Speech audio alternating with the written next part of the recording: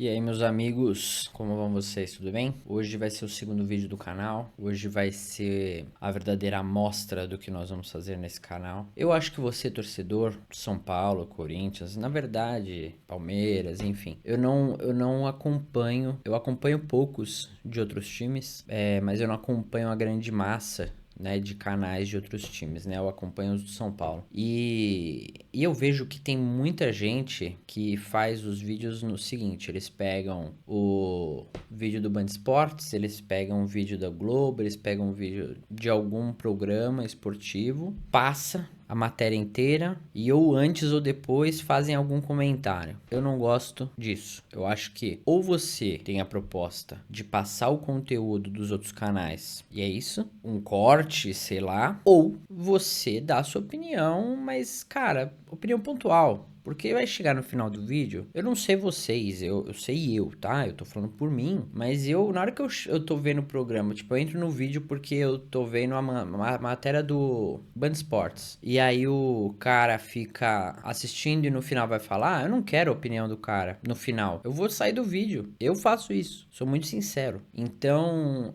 a proposta do meu canal não é passar cortes.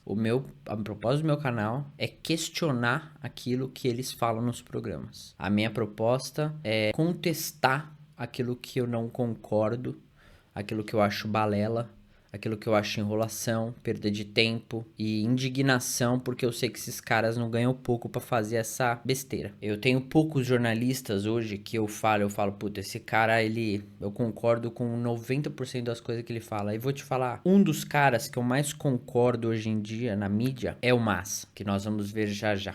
Ele trabalha do Band Esportes. Ele é palmeirense, mas pra mim, ele fala coisas mais contundentes sobre o São Paulo do que o próprio Arnaldo. Que o Arnaldo, ele é dividido entre criticar e lamber o saco da diretoria do São Paulo. Por quê? Porque ele gosta de ter as regaliazinhas dele, de exclusivas, às vezes, né? De ter alguns contatinhos lá dentro. Eu gosto dos caras.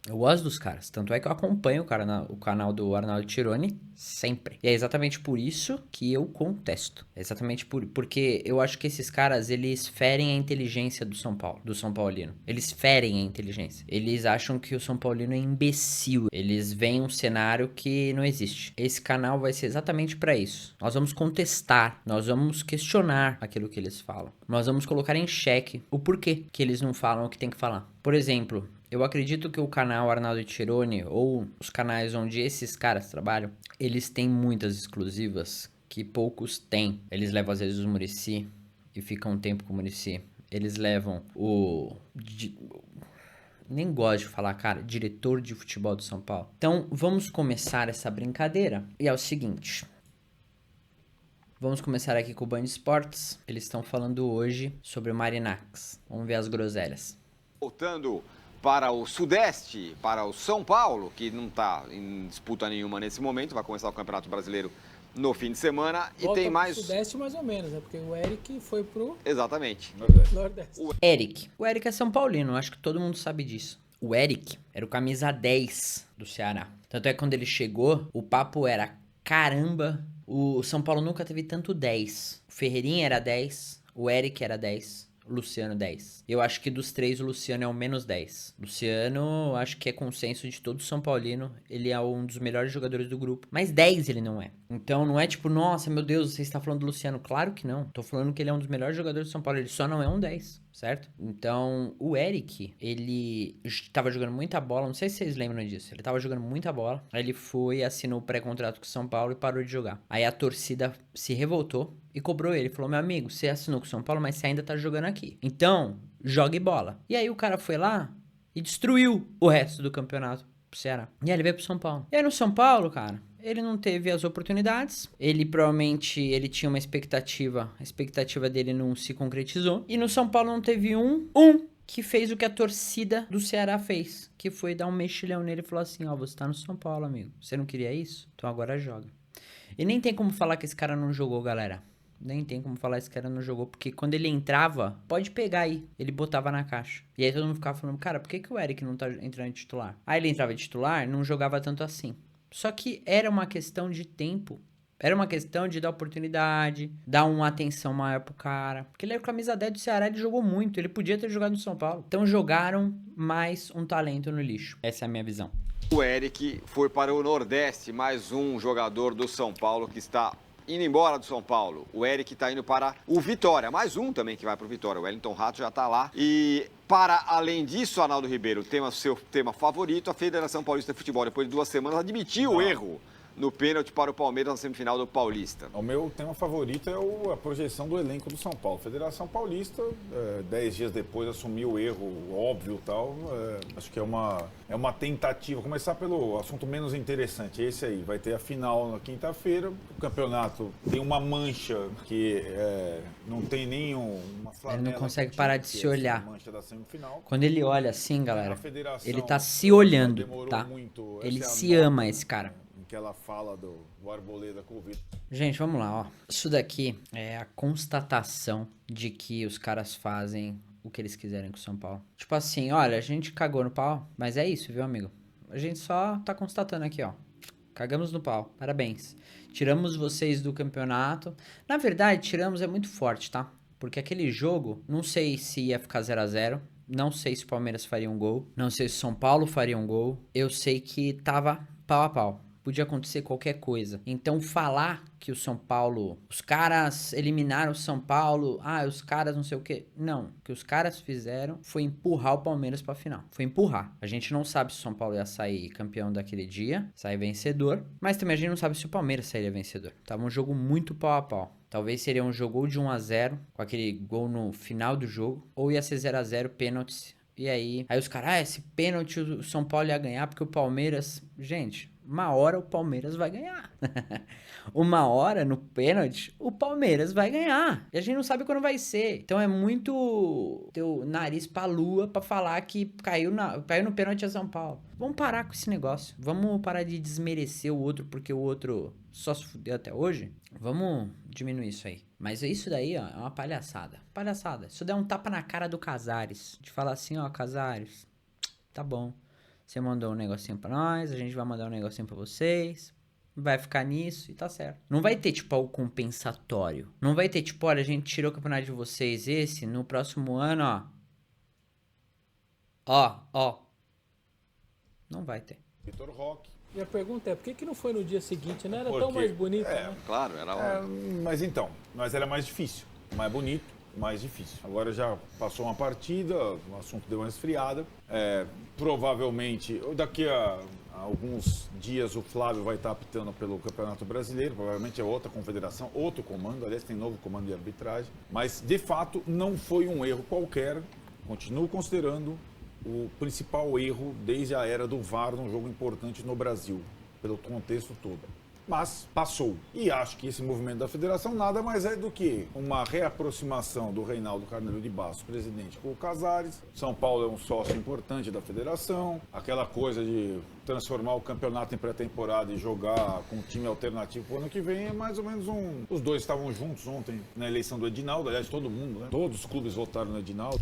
Vocês acham mesmo que o Casares vai fazer o que ele falou? Vocês acham mesmo? Da Série A, Série B, as federações é mais um afago no time eliminado. Sobre a saída do Eric, acho que é uma questão, eu estava conversando com o Vessone e vendo o presidente do Ceará falando. Não é o Eric. O Eric talvez fosse do elenco atual do São Paulo o jogador que menos desempenhou em 2025. O jogador mais regular, não jogou bem nenhuma partida. O Eric tem no elenco concorrentes jovens da posição, como o Henrique e o Lucas Ferreira, da base do São Paulo. Mas o movimento, e eu venho falando isso desde o ano passado, quando eu entendi o que o São Paulo faria, que é um movimento arriscado, e quando falo o presidente do Ceará, é um bom exemplo. Eu contratei 18, o São Paulo, com o Eric, abre mão do 18º, o São Paulo contrata 4. O São Paulo é o único time da Série A que reduz o elenco drasticamente e não reforça o elenco drasticamente. É um risco que o São Paulo está tomando. Pensa comigo aqui, tá? E isso, se eu não me engano, eu falei no nosso primeiro vídeo. Se você não viu, veja, por favor. Que é o seguinte, A gente se desfez de não sei quantos. Abrimos a folha salarial então. E aí eles pegam 1 ou 2 jogadores caros e fica com um elenco reduzido. E se um desses caras se machucar, meu amigo, a gente não tem elenco. E a folha salarial que falou que diminuiu, diminuiu aonde? Que matemática que é essa? Que matemática que é essa que você tem jogadores, você não está contratando jogadores, você tem jogadores, você está pagando um salário de jogadores. E aí você pega esses jogadores, vende a preço de nada.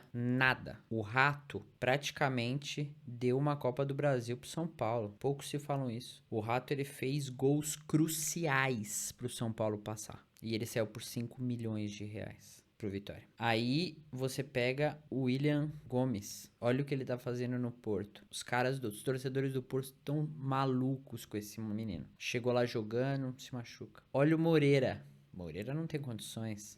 Olha o Moreira, jogou várias seguidas. Nem sei como tá hoje, mas jogou várias seguidas. Logo que chegou, não tem condições. Então é o seguinte, os caras do São Paulo, eles queimam os jogadores a preço de banana. Aí eles pegam, não, a gente vai deixar de pagar o salário. Que salário que era do William Gomes? Que salário que era do Moreira? Que salário que era do Rato? O Rato devia ter um salário um pouco mais alto, mais perto dos medalhões. Duvido que chegasse perto. Enfim, pelo que eles disseram, 1.200.000 abriu. E precisava de 1.500.000. Mas eu te pergunto, quanto que o São Paulo tá pagando o salário do Oscar? Porque nós sabemos que a Superbet está pagando uma parte, mas não é a parte maioritária. Pelo menos é o que se fala, né? A Superbet está pagando 1 milhão, acho, alguma coisa assim. E se não for, vamos supor que metade. São Paulo tá pagando o quê? 1 milhão e pouco? Aonde que abriu? A matemática não dá para entender. E aí eu posso estar errado. Só que eu só estou errado porque não tem nenhum integrante da diretoria que venha a público explicar essas matemáticas. A gente vai ver já um vídeo também do Arnaldo e do coisa falando com, não sei se é eles falando, enfim, é uma entrevista lá no Morumbi e vamos ver o que vai falar, mas tem muita coisa que não encaixa, sabe? Mando para a temporada, tentando, ontem eu e o Tirone estivemos lá no Morumbi para entender melhor um pouco a questão do FIDIC e tal. A frase do superintendente do futebol, a pergunta do Tirone foi direta. Quando o São Paulo começará a beber água limpa e terá uma janela de aquisições e não de dispensas? Ele foi taxativo. O Márcio disse o seguinte: se o São Paulo cumprir tudo que está proposto pelo fundo, não fugir das amarras, na janela do meio do ano que vem, a janela do meio do ano que vem, portanto daqui a mais de um ano, o São Paulo voltará a ser competitivo no mercado. Então o torcedor do São Paulo precisa entender que esse ano é penúria, e é penúria. Esse movimento de saída de 18 e entrada de 4 significa o seguinte: um dos 4 foi o Cédric, estava lá, sem jogar, foi no contrato de emergência, 3 meses. São Paulo não pagou nada pelos direitos federativos, mas tem a renovação do contrato implícita se ele for aprovado. Foi aprovado. Para entrar o Cédric, tem que sair o Lisiero e o Eric. Esse é o São Paulo. Nenhum clube está nessa. Precisa sair o Lisiero e o Eric. Quanto que se paga o Lisiero? Quanto que se paga o Eric? E a questão não é saída do Eric para aproveitamento de 2 jovens da base nessa posição. É dilacerar um elenco reserva. Essa foi a alternativa que o São Paulo encontrou. Reforçar o time titular, esvaziar o time reserva e apostar nos jovens. Todos esses jogadores, praticamente todos que saíram, foram úteis em algum momento do ano passado. Não fundamentais, mas foram úteis. Então é uma alternativa de risco que é preciso ser explicado ao torcedor toda vez, para o torcedor entender que esse ano vai ser o time que mais cautela terá e menos investirá dos 20 clubes da Série A do brasileiro. Não é menos do que o Palmeiras, o irmão e que o Flamengo. É menos que o Ceará. É menos que o Juventude. É menos que o Fortaleza. Depois de ter pegado o Oscar. Não tem investimento. Olha, é assim. O papinho, não sei se vocês pegam isso, é uma tentativa de justificar o que eles já deveriam ter feito lá atrás. Por exemplo, você ouve ele falando e a lógica é essa. O São Paulo, quando os torcedores estavam assistindo a Copinha, né? O que o torcedor pediu? Mike. O que o torcedor pediu? Ferreira. O que o torcedor pediu? Rian. Porque o torcedor queria ver os moleques no Paulista. Porque o torcedor queria ver se os moleques iam render no profissional. Essa é a lógica, gente. Só que o que eles fizeram? Eles permitiram que o Zubeldia não escalasse os moleques. Houve uma pressão, inclusive por parte da mídia, que o São Paulo... Olha, o São Paulo Se perder a próxima, o Zubeldia sai. Se perder a próxima, o Zubeldia sai. Foi botando uma pressão que os caras de dentro do São Paulo começaram a se sentir pressionados e acabou. Estragou o Paulista. Sabe o que é isso? Erro da diretoria. O Muricy, eu não sei que programa que ele falou, eu vi isso hoje ou ontem, dele falando que ele não se envolve, ele não fala com o Zubeldia, a não ser que o Zubeldia venha falar com ele. Muricy, deixa eu falar uma coisa pra você. Primeiro, I love you, man. Você é foda. Só que como coordenador de futebol, você não entendeu a sua função. Você não entendeu a sua função. A sua função não é só falar com o jogador quando ele vem atrás de você pra te pedir coisa. Sua função não é vir falar com o Zubeldia quando o Zubeldia te pede ajuda. É você coordenar o futebol do São Paulo. Você é o coordenador de futebol do São Paulo. Ou seja, a direção de futebol do São Paulo, que hoje não existe, porque está nas mãos de uma pessoa ilegal, esse cara, ele manda, ele fala, olha, eu quero esse tipo de futebol. O São Paulo precisa ter esse tipo de futebol. E o coordenador, ele vai pegar essa informação, ele vai coordenar o elenco, desde o elenco até a comissão técnica, vai coordenar para que a ideia do diretor de futebol inexistente no São Paulo funcione. Então, não é o Zubeldia que tem que falar se ele precisar de ajuda. É você que tem que falar, Zubeldia, o São Paulo é assim. Então, você vai ter que fazer certas coisas. Você vai ter liberdade, só que ao mesmo tempo que você tem a sua liberdade, você tem alguns deveres. Que é o quê? No Campeonato Paulista, independente da pressão que você leve, independente da pressão que o time leve porque pode jogar mal, você tem que usar os moleques. Nós temos que testar esses moleques agora. Então tente o que você quiser tentar, mas usando os moleques. Se a gente perder, não tem problema. A gente tenta resolver depois. Ou seja, os primeiros 10 jogos, é que eu não lembro agora quantos jogos foram, eu sei que são poucos. Mas vamos supor, pega metade, os primeiros jogos, usa a base. Se der errado, a gente usa o elenco que tá treinando, ou seja, o Zubeldia teria mais tempo pra treinar o elenco principal, tipo, dar mais treinamento, usar mais pré-temporada, por causa da viagem pros Estados Unidos, que não sei se a gente pode chamar de pré-temporada, aquilo lá mais um encontrão de lazer para você ficar mais amigos das pessoas, mas treino, duvido, e isso foi provado. Então, é assim, é coordenar e se precisar de alguma coisa, você dá o seu pitaco, mas isso é o primordial. E nós, torcedores, nós não sabemos o que você faz. Você mesmo fala, né? Eu não gosto de aparecer, eu não gosto de ficar falando o que eu faço, mas eu trabalho muito. Só que toda vez que você fala o que você fala exatamente essas coisas. Você fala que, os jogadores vêm falar comigo, só que eu não me envolvo.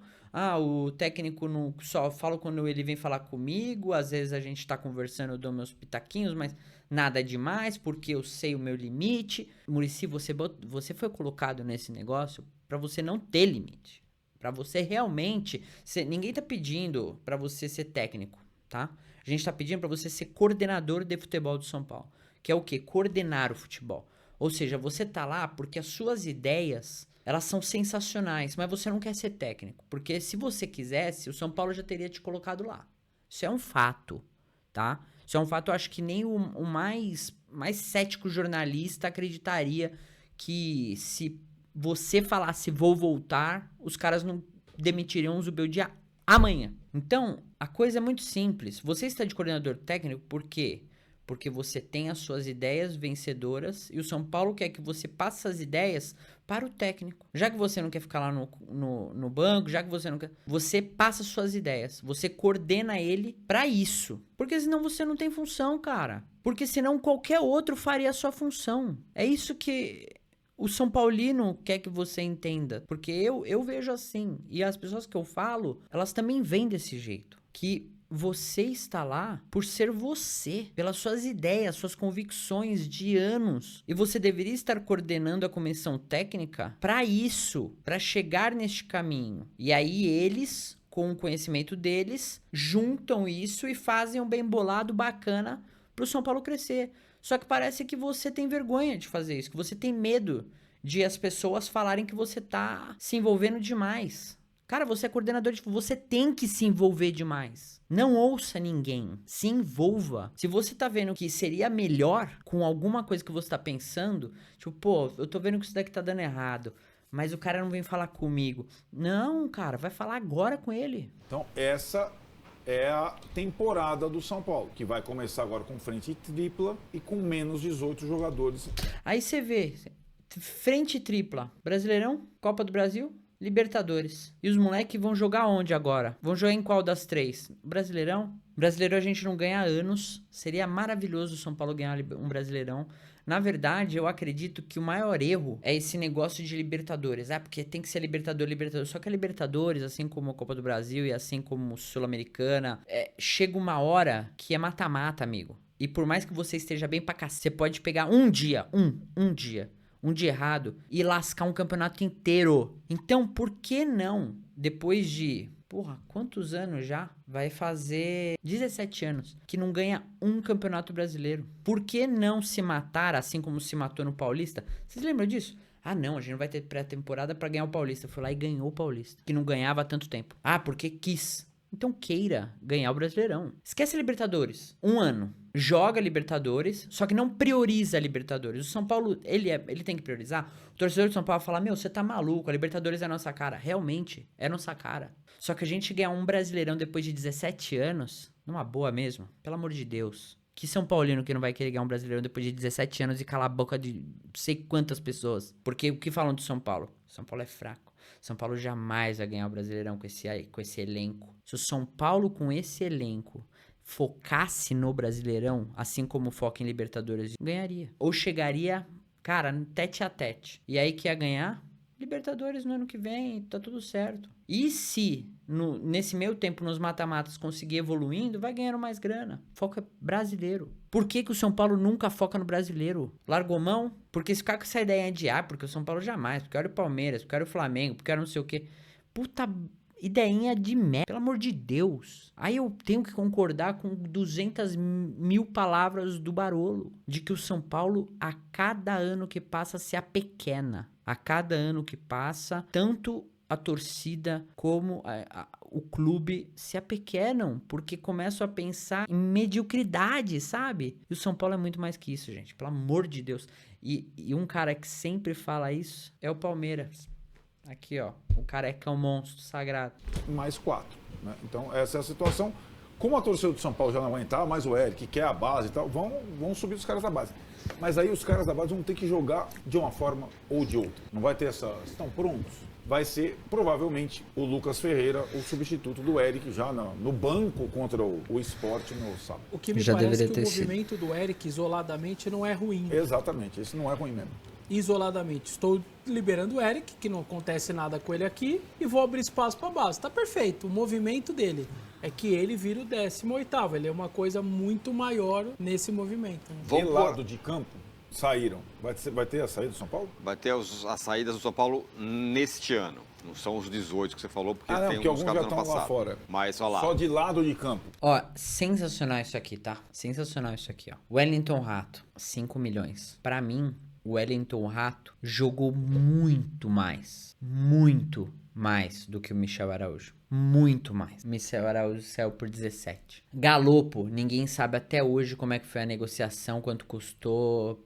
Ninguém tem certeza de nada. Rodrigo Nestor é empréstimo. Eu já falei sobre o Nestor. Eu acho que é uma parte da torcida que tem uma memória muito fraca. O Nestor até o final contra o Flamengo era questionado. Poucos da torcida falavam, esse cara jogava muito. Nossa, esse cara ele dá a vida pro São Paulo. A mesma coisa que falava do Igor Gomes, lembra? Igor Gomes, nossa, ele é operário.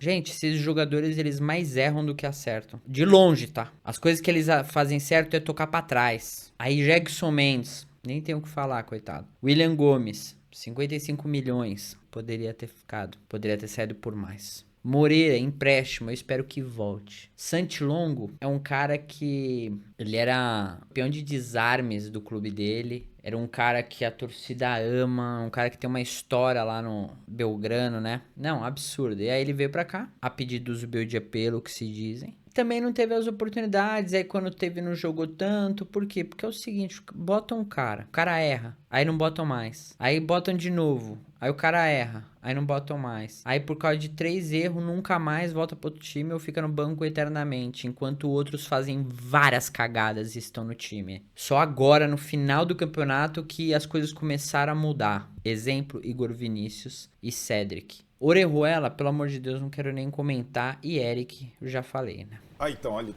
estão aí, né? De lado de campo, o William Gomes, o Eric, o Wellington Rato jogaram, e o Michel também, muitas vezes, pelos braços do Zubeldia, jogou do lado de campo. Saíram 4 jogadores que podiam cumprir essa função, né? 4 jogadores. E tem uma situação, né, Vessone? De alguma forma, fora o William Gomes, foi uma venda, você reforça o adversário, certo? Então, 2 desses caras estão no Bahia, 2 estão no Vitória, e assim é, né? Então, aí temos 10, mas no total são 18 que saíram da folha de pagamento do São Paulo. Não tá aí, por exemplo, o Jamal Liu saiu esse ano. Eu quero que vocês pensem, tá? Que vocês reflitam. E que eles deixaram muito claro isso, tá? Saídas em 2025. E foram as saídas de 2005 que fizeram uma abertura de 1.200.000 de salário. 10 jogadores, se bem que 1.200 era antes do Eric sair, né? Então, agora deve ser mais, mas vamos lá. 9 jogadores, 1.200.000 só. Será? Porque eu lembro que o Rodrigo Nestor, ele teve aumento salarial, não sei de quanto. Michel Araújo também não lembro, não sei se recebia pouco. Agora o Orejuela, a galera falava que, meu, era um dinheiro absurdo jogar no lixo. Galopo também não sei quanto que era o salário. Mas enfim, só 1.200.000 nesses 9? E aí tirou esses 9, pegou o Oscar e mais quem? O Cedric. Não sei quanto que é o salário do Cedric, mas agora vai ter atualização.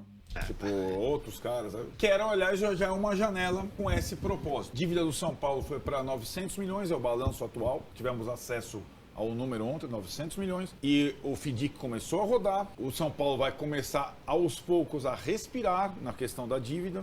Agora, investimento no futebol. Mentira. É, então, o clube que vai reduzir 1,5 milhão a folha de pagamento do seu time de futebol. Nenhum time está reduzindo a folha de pagamento dos 20 clubes da Série A. Pelo contrário, é um movimento. Você vê a tentativa, eu não sei se é ativa ou passiva essa tentativa de fazer o torcedor de otário do Arnaldo. Eu não sei.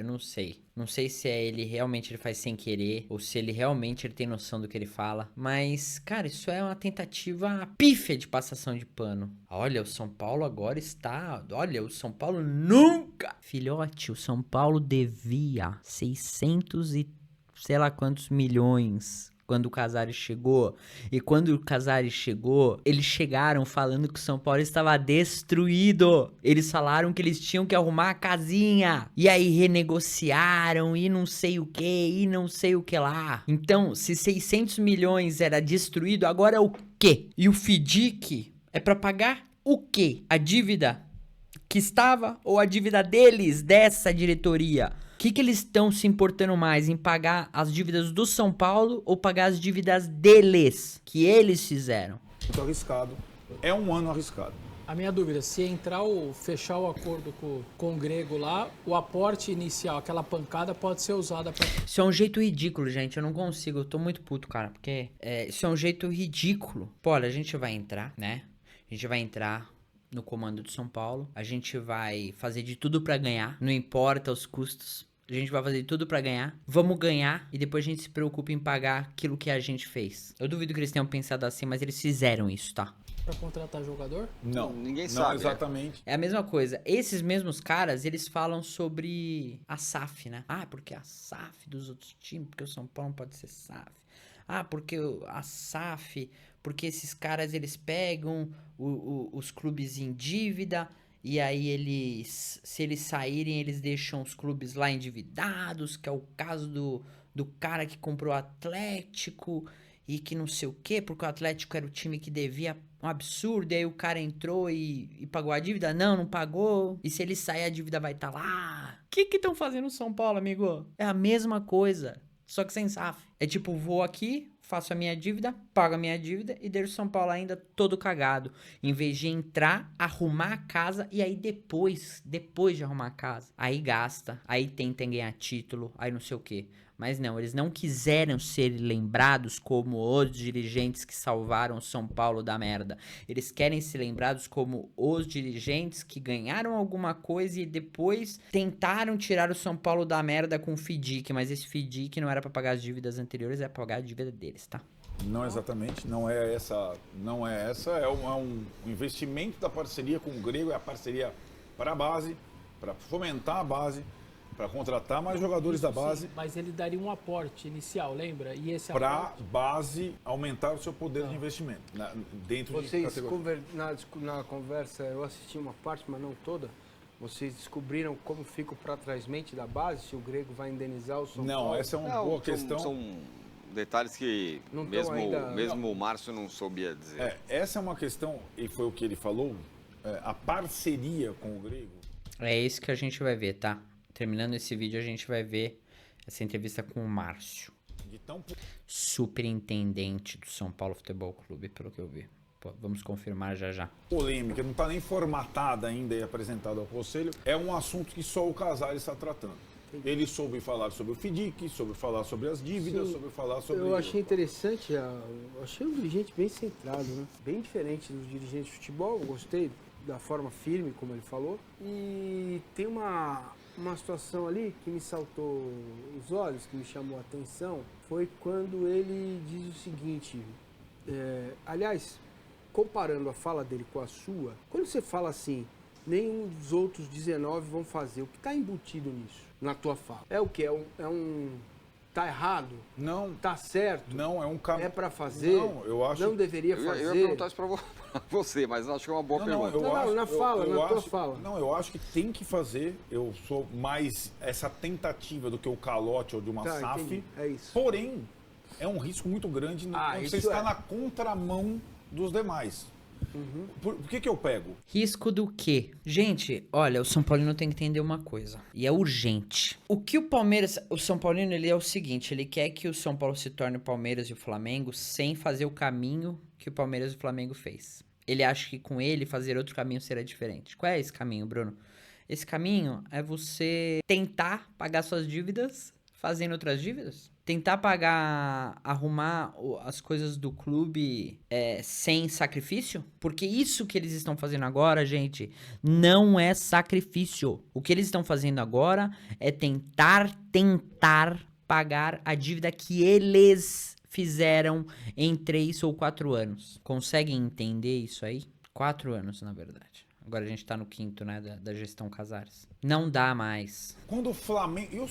O Tirone defende tanto isso que eu acho que ele tem que... São Paulo, ó. São Paulino, por favor, me ouça. O São Paulo não é correr risco. É correr muito risco. Só que é aceitar esses riscos. Tranquilamente. Só que sabendo que algum momento vai vir as alegrias. Ah, mas o São Paulo ficou muito tempo na tristeza. Isso só vai piorar. O que o Casares fez até hoje, ele fez uma maquiagem. Só que ele tá piorando a situação de São Paulo. Ele não tá melhorando. As vitórias foram maquiagem pra gestão ridícula. São Paulo, ele deveria ter feito esse movimento de não contratar, apostar na base. Se for contratar, é um cara, 2 no máximo. E o resto é base, o resto é jogadores mais baratos. Você sabe, o São Paulo, quando ele ganhou os Brasileirão, a Libertadores, o Mundial, eles tinham comprado jogadores do Goiás. Eles não tinham comprado jogador da Arábia, da China, da Europa, de sei lá o que. Eles pegaram jogadores que estavam crescendo. O Palmeiras fez isso, vitorioso. O Corinthians fez isso, 2012 lá, 11 e tal.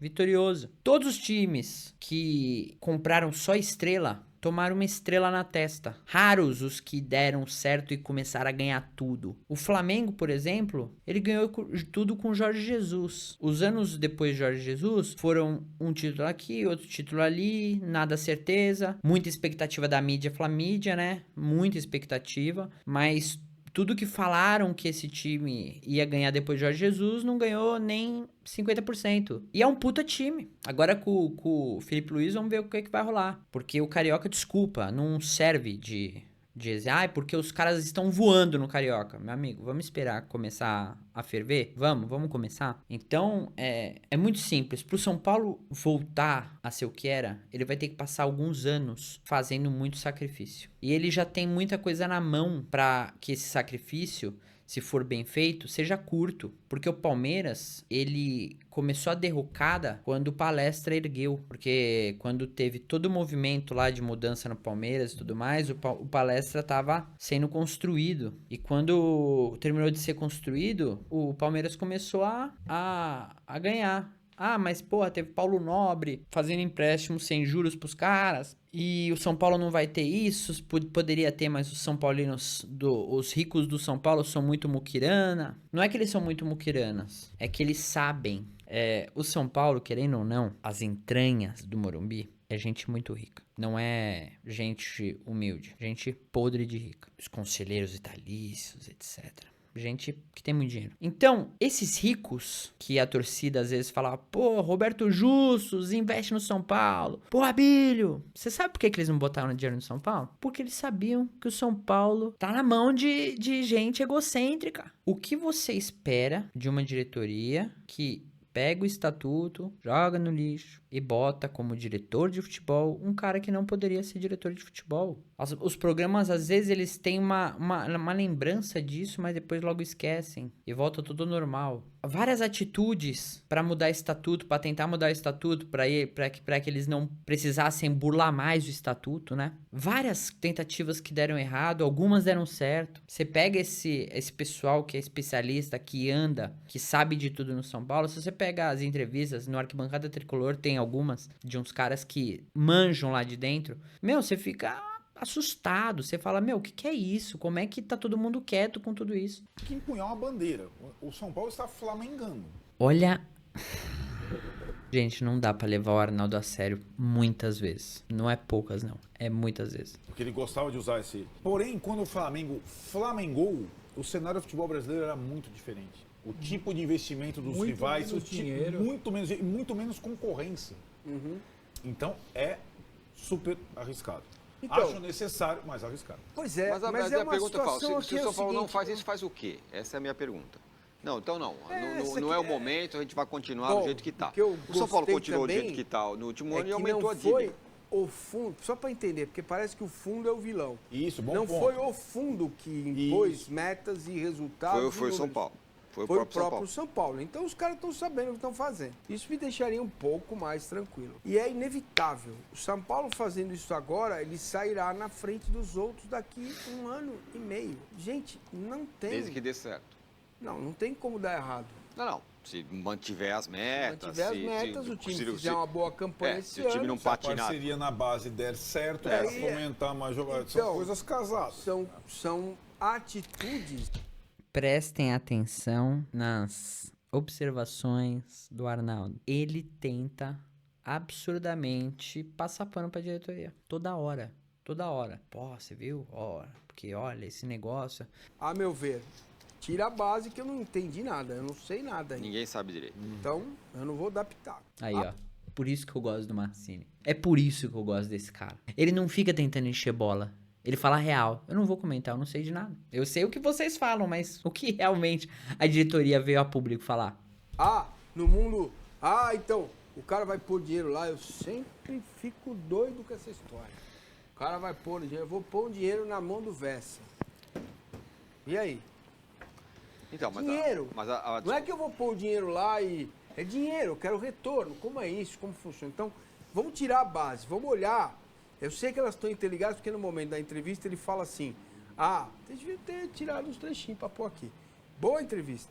Aí tem um momento que ele fala Vamos assim, ver já já. Esse é o círculo virtuoso. Quer dizer, a base com fomento, com recurso, processos modificados, ele fala sobre isso. O scout, metodologia modificada, vai dar para você ter 200% de lucro em cima de um jogador médio, fora o extra classe, que esse aí o lucro é maior, ou não, se você está muito preso quando traz o jogador. Às vezes você abre mão de ter mais fatia, uma fatia maior do jogador, para ter o extra classe. Então, é uma vitrine, você vai ganhar um dinheiro nele, talvez até ganhe menos do que negociar um jogador mediano. Esse é o caminho. Não há outro caminho. Não há outro jeito. Essa é a discussão que você coloca. Você entende? O Corinthians vai ter que buscar isso em algum momento, porque não há outra saída.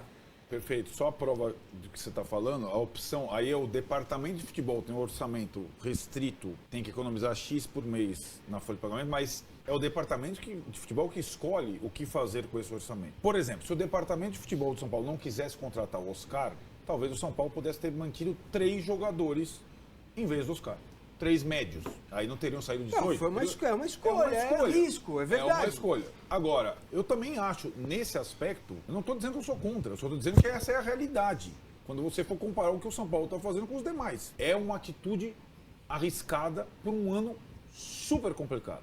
Um ano de maior número de partidas num time de futebol. O ano super... Todo ano. O São Paulo esse que é o problema. Por isso que eu falo que o foco tem que ser o Brasileirão. Porque toda vez que o São Paulo se classifica para Libertadores é um ano complicado. Então se o São Paulo classifica para Libertadores, ele não pode começar a pensar nas finanças do clube. Por quê? Porque é uma oportunidade que aparece do São Paulo ganhar Libertadores novamente. Quem disse? Ano passado nós fomos eliminados pelo Botafogo. Ah, mas o Botafogo foi campeão da Libertadores e quase perdeu pro São Paulo.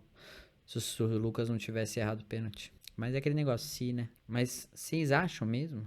São Paulo não vai ganhar Libertadores, gente. São Paulo vai ganhar Libertadores no dia que o São Paulo começar a evoluir realmente a parte interna do clube. Futebol, como todos estamos falando, vai acabar 22 de dezembro. Tá começando agora, hein? Não é o Paulistinha, não. Tá começando agora a aventura, né? Porque lá em Córdoba vão estar os meninos no banco. Não vai estar o Rames no banco, não vai estar o Luciano no banco, não vai estar o Galopo no banco, não vai estar o Rato no banco, não vai estar o Rafinha no banco. Vão estar os meninos. É isso. É risco.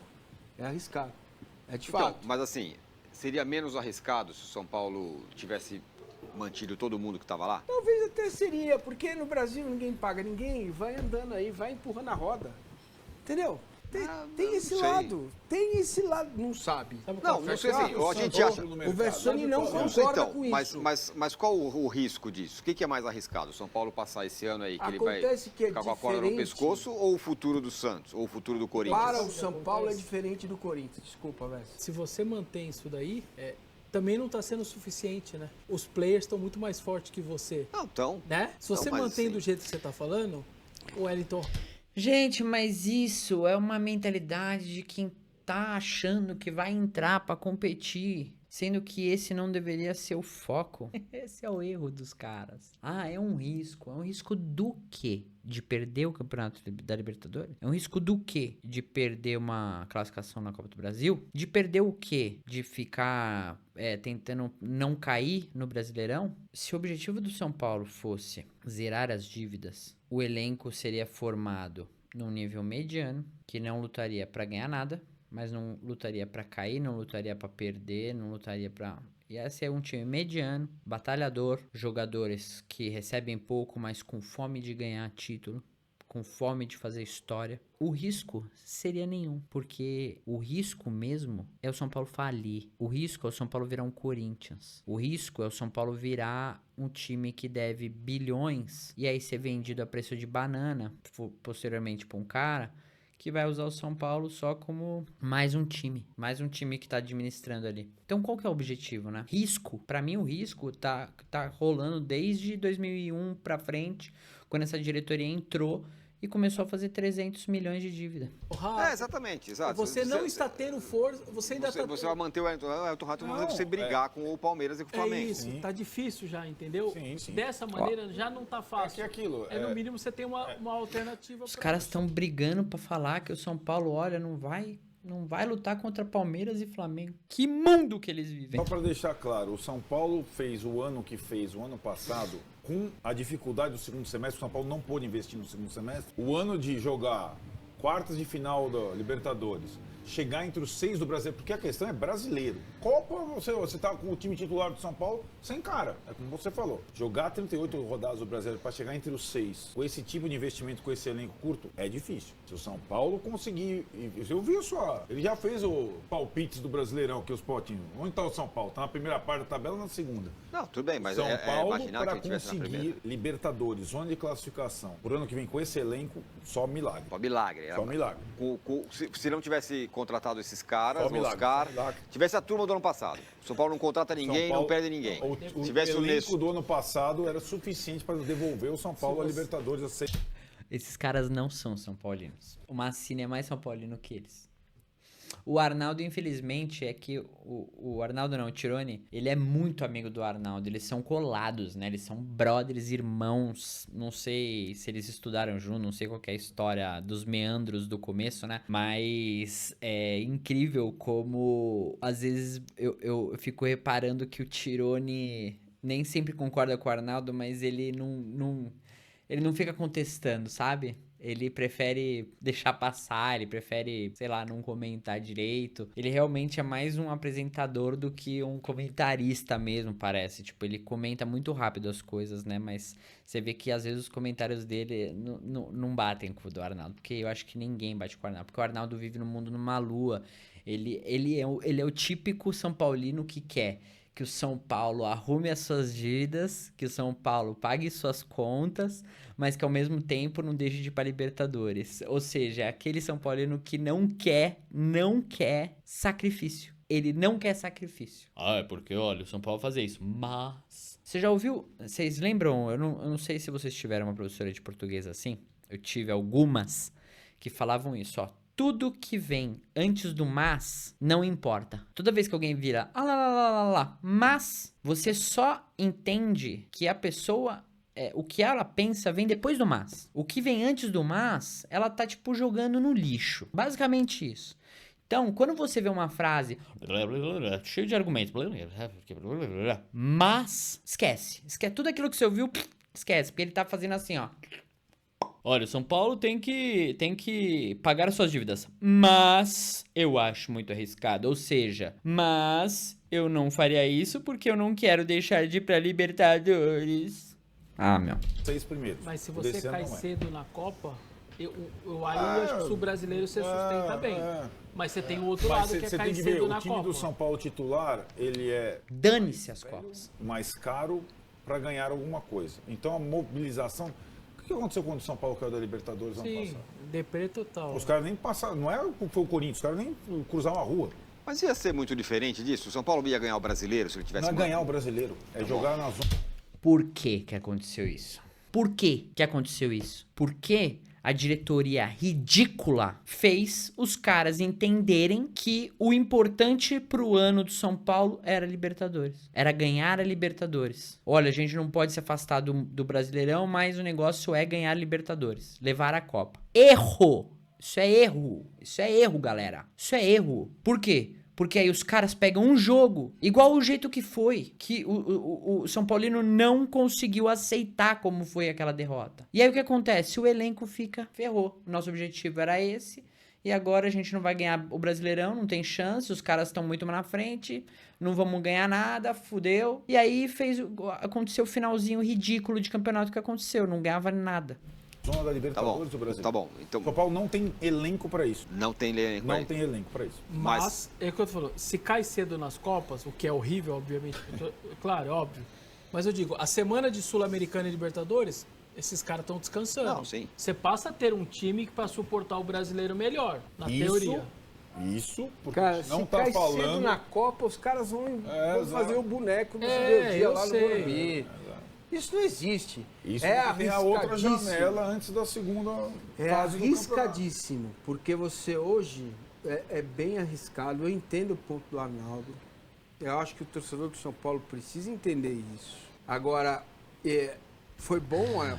É bom o Arnaldo entender isso. Porque ele não entende. O cara dá entrevista e acho que precisa mais comunicação. E se ele entende, ele deveria ter entendido isso lá atrás.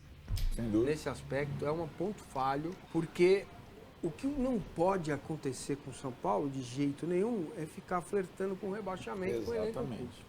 Exatamente. É o meu pavor. Essa é... Posso ser bem... Por isso que eu falo, se fizesse um elenco mediano, com elenco de jogadores que não são estrelados, mas que querem ter um futuro, que querem construir um futuro e que estão ali para dar o sangue, não precisa de jogador de 1 milhão. Claro, é o meu pavor. Essa é a Aí os caras vêm falar, porra, mas daí você pega uns Igor Vinícius da vida, você pega uns Rai Ramos, gente, tentativas, sabe? Eu acho que vale a pena você tentar. Eu acho que um dos movimentos que essa diretoria raramente acertou foi fazer tanto empréstimo, pegar jogadores por empréstimo. Ah, porque pode pagar não sei quanto pro Marquinhos pelo Juan. Eles têm que fazer muito jogo pra isso acontecer. Até agora eles não fizeram. Marquinhos, se eu não me engano, tem que jogar 15 até junho. O Juan, eu não lembro se também era por aí. Não vai fazer. E aí não vai ter obrigação de pagar. Se pagar, são otários, mas não tem obrigação de pagar. O Juan, eu acho que dos dois, eu gosto dos dois, mas não acho que eles valem isso hoje. Eu acho que o Juan, ele é um zagueiro bom, é um reserva bom. Talvez se tivesse uma sequência, poderia ser um Alan Franco, que ficou um tempo na reserva, virou titular e depois ninguém queria que saísse. Eu acho que poderia acontecer isso com o Juan fácil. E eu acho que o Marquinhos, ele é um reserva parecido com o Alisson. Se ele fizesse aquilo que o Alisson faz, e ele tem capacidade, seria um reserva imediato de qualidade não tão longe que o Alisson, né? Então, só que não vale o preço, cara. Então não vale. E outra, não é que vale o preço. O São Paulo, ele não pode. Então, não pega, não compra. É isso. Fim de papo. Esses 12 jogos... Exatamente. Eles são mais importantes que qualquer um de Copa. Você imagina, em vez de pegar e gastar 25 milhões e o outro 20 e poucos, né? Vamos supor, os dois 50 milhões. Cara, pega esses 50 milhões e pega 3 jogadores tipo de São Bernardo, de times assim, por empréstimo, pra ver se eles encaixam no time. Time médio, que não vai lutar pra cair e não vai lutar pra vencer e vai fazer o São Paulo acertar suas contas. É isso que o São Paulo precisa fazer. Se você, São Paulino, não concorda comigo, você não concorda o progresso do São Paulo Futebol Clube. Se você acha que o São Paulo vai conseguir acertar suas contas fazendo isso, tentando lutar por Libertadores, você tá maluco. Você tá num sonho. O que eu perguntei pro cara do Ceará. Tá achando... E isso é difícil. Por exemplo, o Barolo. Barolo, eu tenho certeza que é um cara que gostaria demais que o São Paulo se acertasse e voltasse a ser a potência que era. Ele é um exemplo vivo disso. Só que toda vez que o São Paulo perde, o que ele faz? Ele fica estupidamente puto. Então você imagina se o São Paulo começasse a fazer esse movimento desse de time mediano para pagar as contas. Você acha que torcedores como o Barolo iam aceitar não lutar por título para pagar as contas? Porque eu acho que no papel eles iam falar, pô, o São Paulo precisa fazer isso. Só que na primeira derrota no Paulista, ia ficar puto, ia falar que time bosta, quem é Igor Vinícius? É um jogador mediano. É um jogador medíocre. O que é medíocre? Mediocridade, médio. Então, o São Paulino precisa fazer uma escolha. Ou o São Paulino começa a lutar, não pro time ter elenco pra lutar pra Libertadores, mas pra diretoria pagar as dívidas e a gente chegar no centenário, porque esse é o sonho, galera. O sonho é chegar no centenário arrumadinho. Imagina a gente chegar no centenário devendo 1,5 bilhão. Não, a mesma coisa, certo? Presidente, É assim que funciona. É assim que funciona. Nos últimos anos, e aí a gente, analisando o contexto do futebol brasileiro, arrancar bem te dá uma... A frase do Guardiola é... segurança. Os 8 primeiros, os 8 últimos. Você rodadas. ganha e nos últimos você perde. Mas Né? diferentemente Então, do Ceará, o São Paulo vai estar jogando o que na quarta-feira? Libertadores. Então, aí é que tá. Porque me parece que para o torcedor do São Paulo médio comum, o grande olhar é para Libertadores. Ah, sempre é. Sempre foi. Para querer voltar a ser o que já foi um dia. Sim. Não é isso? Não, a Libertadores, eu acho que é independentemente do que acontece. Ok, mas isso, da fase, do momento. Para você voltar a ser o que foi um dia, é preciso que hoje você faça escolhas duras. Certo? Esse é o ponto. Decisões difíceis trazem soluções para tua vida. Esse é o ponto. Decisões fáceis, meu amigo. Você vai colocando tudo. Por que eu gosto desse cara? Ele acabou de falar aquilo que eu tô falando o vídeo inteiro. Embaixo do tapete. Mas que é mais ou menos o que o São Paulo fez até aqui. Dentro do Não. princípio Tá de aqui, que vamos fazer não tudo sei o quê, vamos tentar a gente aqui, tá vai falando chegar. aqui vai dar certo. Mas não existe essa compreensão por parte do torcedor do São Paulo. Na Não, cabeça do torcedor do São Paulo, Beleza. o time do São Paulo ainda é fortíssimo, o elenco é Certo. ótimo, saíram 18 bagres e a Arnaldo, fale por você, cara. Porque pela torcida, pelo torcedor médio, você não fala. Você não pensa. Seja sincero. Você faz parte do grupo de torcedores que não suportaria ver o São Paulo fora da Libertadores e ia criticar a diretoria animalescamente porque está fora da Libertadores, porque tá tentando pagar a conta. Seja sincero, porque você fala isso indiretamente N vezes. a molecada vai chegar amanhã e vai ganhar a Copa Tá aqui, Libertadores. fecha pra mim aqui.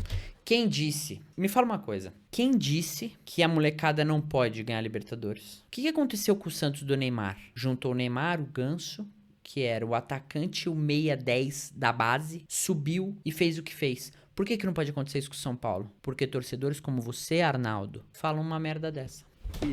Vocês Essa é a compreensão. vocês estão Compreender aquilo que nem sabe se vai acontecer. Ele tá pedindo compreensão. Você acha que o São Paulo vai ganhar com a base? Quem disse que não? Quem disse que não? completamente enganados, tá? Mas eu- Completamente enganados. Os meninos são bons, têm qualidade, mas veja o que aconteceu com o Tchoca. Bastou um descuido, já tiraram, não aparece mais em lugar nenhum, menino. Bom jogador. Então, acho bom você, torcedor do São Paulo, colocar os pés no chão, na realidade. Dou o meu pitaco sobre isso. Eu acho que essa é uma questão que a comunicação poderia ajudar. Exato. Se o São Paulo não vira público e não explicar a situação, aí sim, aí vai achar que o time é bom pra caramba, que vai ganhar de todo mundo, vai ganhar do Palmeiras, do Flamengo, do Corinthians, que vai atropelar. Agora, eu não tenho dúvida que se a comunicação for boa e fala assim, esse ano aqui vai ser duro pra caramba, a gente não vai contratar ninguém e para tentar chegar no ano que vem em melhor situação. Eu tenho certeza que a torcida entende. Eu tenho certeza. Me parece que a torcida Ontem entenderá. Foi um passo importante. É. Tanto que repetir a sua pergunta aqui. Quando? Porque existia uma assim, talvez no meio do ano já dê para. Não vai ser no meio do ano. Sim. Não vai ser esse ano inteiro. Esse ano E tem nem na primeira Libertadores janela de janeiro, e nem então. na primeira janela de janeiro. Dia Tudo bem. 26. Tudo bem. Então, tudo bem. Mas beleza, Então, é isso. Já se tá você- no norte se das você tem- pessoas Cara, é no meio isso. do ano que Se vem. você tem esse norte, o seu objetivo é o mesmo do Ceará, permanecer na primeira divisão. Tudo bem. Futebol brasileiro. Que seja. Sem correr. Né? qualquer- A gente não faz isso assim, pelo menos as pessoas mais. Ó, não vai ter restaurante o ano inteiro, ano não vai ter saída, a gente vai ter que dar uma apertada aqui. Beleza? Beleza. Se a gente sabe o que é isso, a pior coisa é o pai de família não avisar a situação e continuar gastando, chega no fim, pessoal, quebramos, hein? Agora a gente vai ter que sair Amanhã daqui da não tem nossa que casa. comer. É o pior. Ah, Que é isso mais é- ou menos o isso que é- vinha acontecendo com o São Paulo. O São Paulo vai anunciar um balanço em que ele fez alguns cortes que deveria ter feito só Cara, eu tô maluco pra ver esse balanço. agora e o balanço E está se aproximando de 1 milhão de Olha dívida. como é louco. 1 bilhão de E dívida. olha como Porque é fecha louco. 31 de dezembro, né? Olha Vai como a apresentar agora. irresponsabilidade custa caro. O que esses caras fizeram lá atrás, praticamente coloca o São Paulo amarrado até 2030. É. Porque a ideia de renovar contratos hoje, correr o risco, patrocínio, a Bet e tal, não sei o que. Por que se faz isso? Ora, o São Paulo precisa de lastro para ter credibilidade e diminuir a dívida dele. Exato. E o lastro é esse, são contratos que você mostra lá, falando, ó, eu tenho como pagar. Isso. Então vamos alongar a dívida para eu respirar. E aí você começa a respirar. E esse E agora contrato? isso tem um risco também. O mercado cai lá na frente, o São Paulo tá bonito. É. Se o mercado subir, a conversa vai ter que voltar para a mesa. E há gatilhos.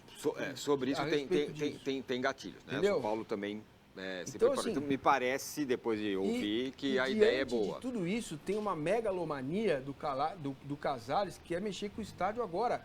Não é hora. Claro que não. Não é hora. claro que não. Veja o que está acontecendo com o Flamengo. O Flamengo. Sim. Aliás, a gente esteve lá no Morumbi ontem. Ah, porque o estádio é velho, porque o estádio aqui é um estádio com um monte de coisa dentro, tem vida durante a semana. Deixa o estádio do jeito que depois tá. você resolve. Essa Depois coisa mexe aí. nisso. Quer dizer, que são aqueles... Se eu não me engano, o Casares falou sobre isso. Ganhar um título importante, melhorar a base e Não a reforma nem do falou em Morumbi. Foi isso? Título não. Não. Título Não, lá atrás. Que era Lá tirada atrás, falou sim. fila, lembra? Ah, isso Não, ele esse fez, primeiro vai. mandato. Primeiro E mandato. segundo mandato. Você vê esse negócio.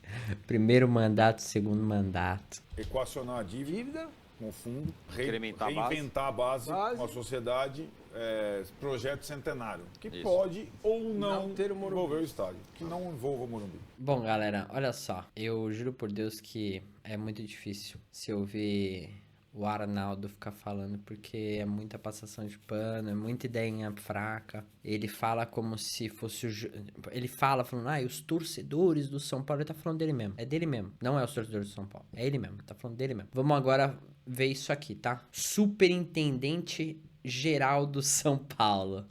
Senhoras e senhores, enfim, estamos ao vivo. Márcio Carlomagno. Quem é ele? Superintendente-geral de São Paulo. E por que ele está falando com a gente aqui? Vou apresentá-lo. Porque advogado de formação, está no São Paulo há muito tempo, sabe tudo que a gente quer falar sobre questões fora de campo, sobretudo. Pare e lembre disso, hein? Lembre disso. Ele sabe tudo. Balanço financeiro, FDIC, o grego está chegando, não está chegando? Com detalhes. E aqui eu peço para vocês que façam perguntas interessantes para a gente. Temos aqui um tempo para ele falar, explicar as coisas para a gente. E a gente vai falar muito sobre essas questões que estão afligindo o torcedor são paulino. O que vem por aí? Será que o São Paulo vai se endireitar no caminho para ser um clube mais forte no futuro? Estou aqui com ele. Muito bem-vindo, meu caro. Aliás, bem-vindo somos nós que estamos aqui. Muito obrigado por receber a gente. Não, obrigado. Quem agradece é o São Paulo, acho que é o torcedor, que vai acabar tendo um canal direto para que nós possamos conversar por um tempo, não sei quanto tempo ainda, né? Acho que meia hora, 40 minutos, mas acho que uma horinha, vai esticar por uma horinha. Por que o balanço vai ser ruim? O que está acontecendo com o São Paulo? Tá. Primeiro a gente precisa conversar sobre o histórico, né? Sim. Então a gente precisa ter cuidado um pouco com as palavras, mas elas são sempre, a gente vai tentar encontrar uma conexão para a gente falar sempre abertamente aqui hoje, para a gente conseguir esclarecer todas as dúvidas. Historicamente, o São Paulo é uma empresa que está dando déficit. E essa é uma cultura nossa.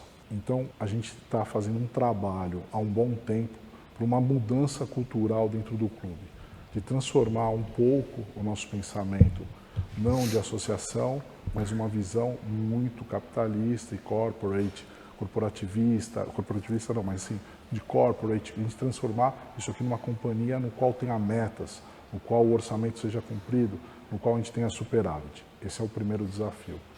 Esse desafio do balanço que foi passado esse ano tem motivos de força maior dentro dele. Grandes ativos nossos que estavam orçados para que nós conseguíssemos fazer receita durante o ano, tiveram problemas de lesões. Esse é um ponto. Sobretudo venda de jogadores. A venda de atletas. Que é A venda de atletas. para todo o clube brasileiro é aquilo. E é intangível a gente conseguir programar, às vezes, uma lesão ou não. São coisas que são intangíveis. O segundo ponto, nós tivemos decisões judiciais nos quais acarretaram obrigações que nós devemos pagar. Outro dia eu vi um companheiro de vocês, o Thiago Leifert, falando São Paulo deve para CT, São Paulo deve para CT.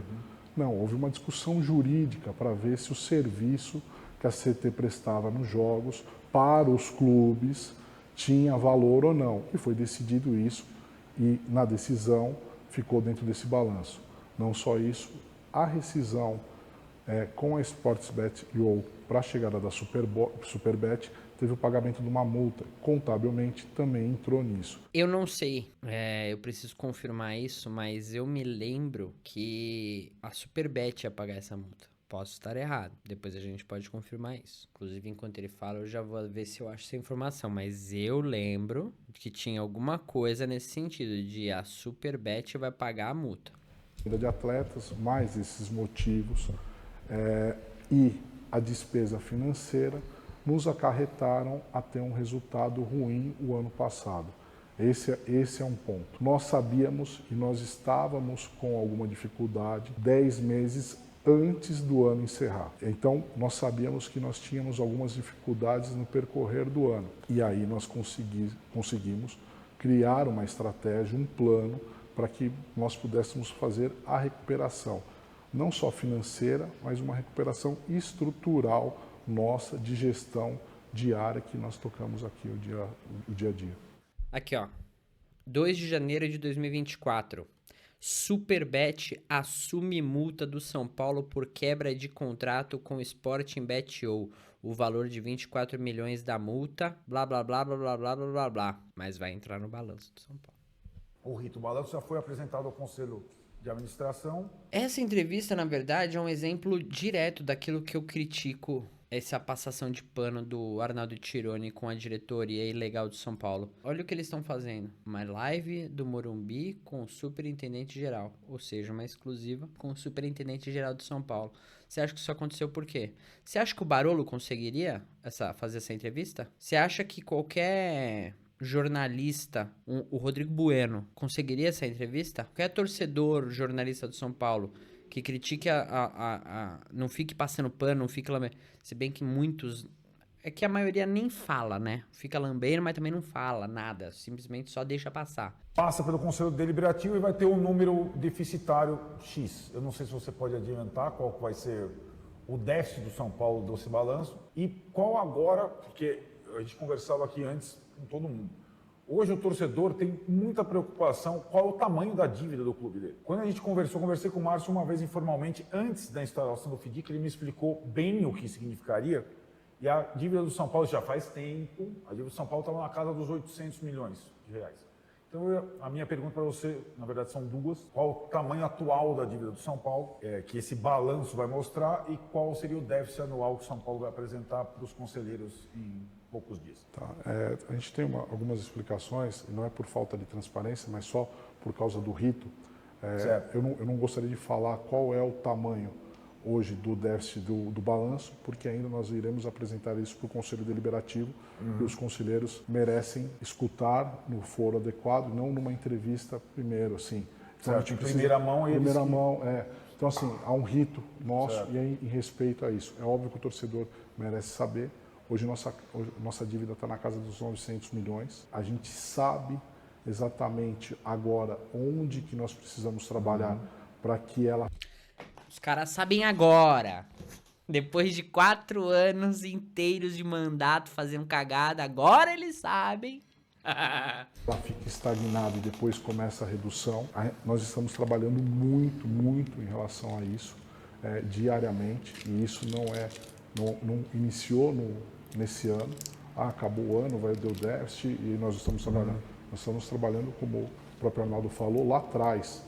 Então nós já estávamos conscientes dos problemas que nós tínhamos, mas também de soluções, não são só problemas. Hoje nós duplicamos a nossa receita, tem um trabalho muito grande em relação a isso, o que nos conforta. Não só isso, nós estamos alongando essas receitas, o que dá estabilidade para a instituição.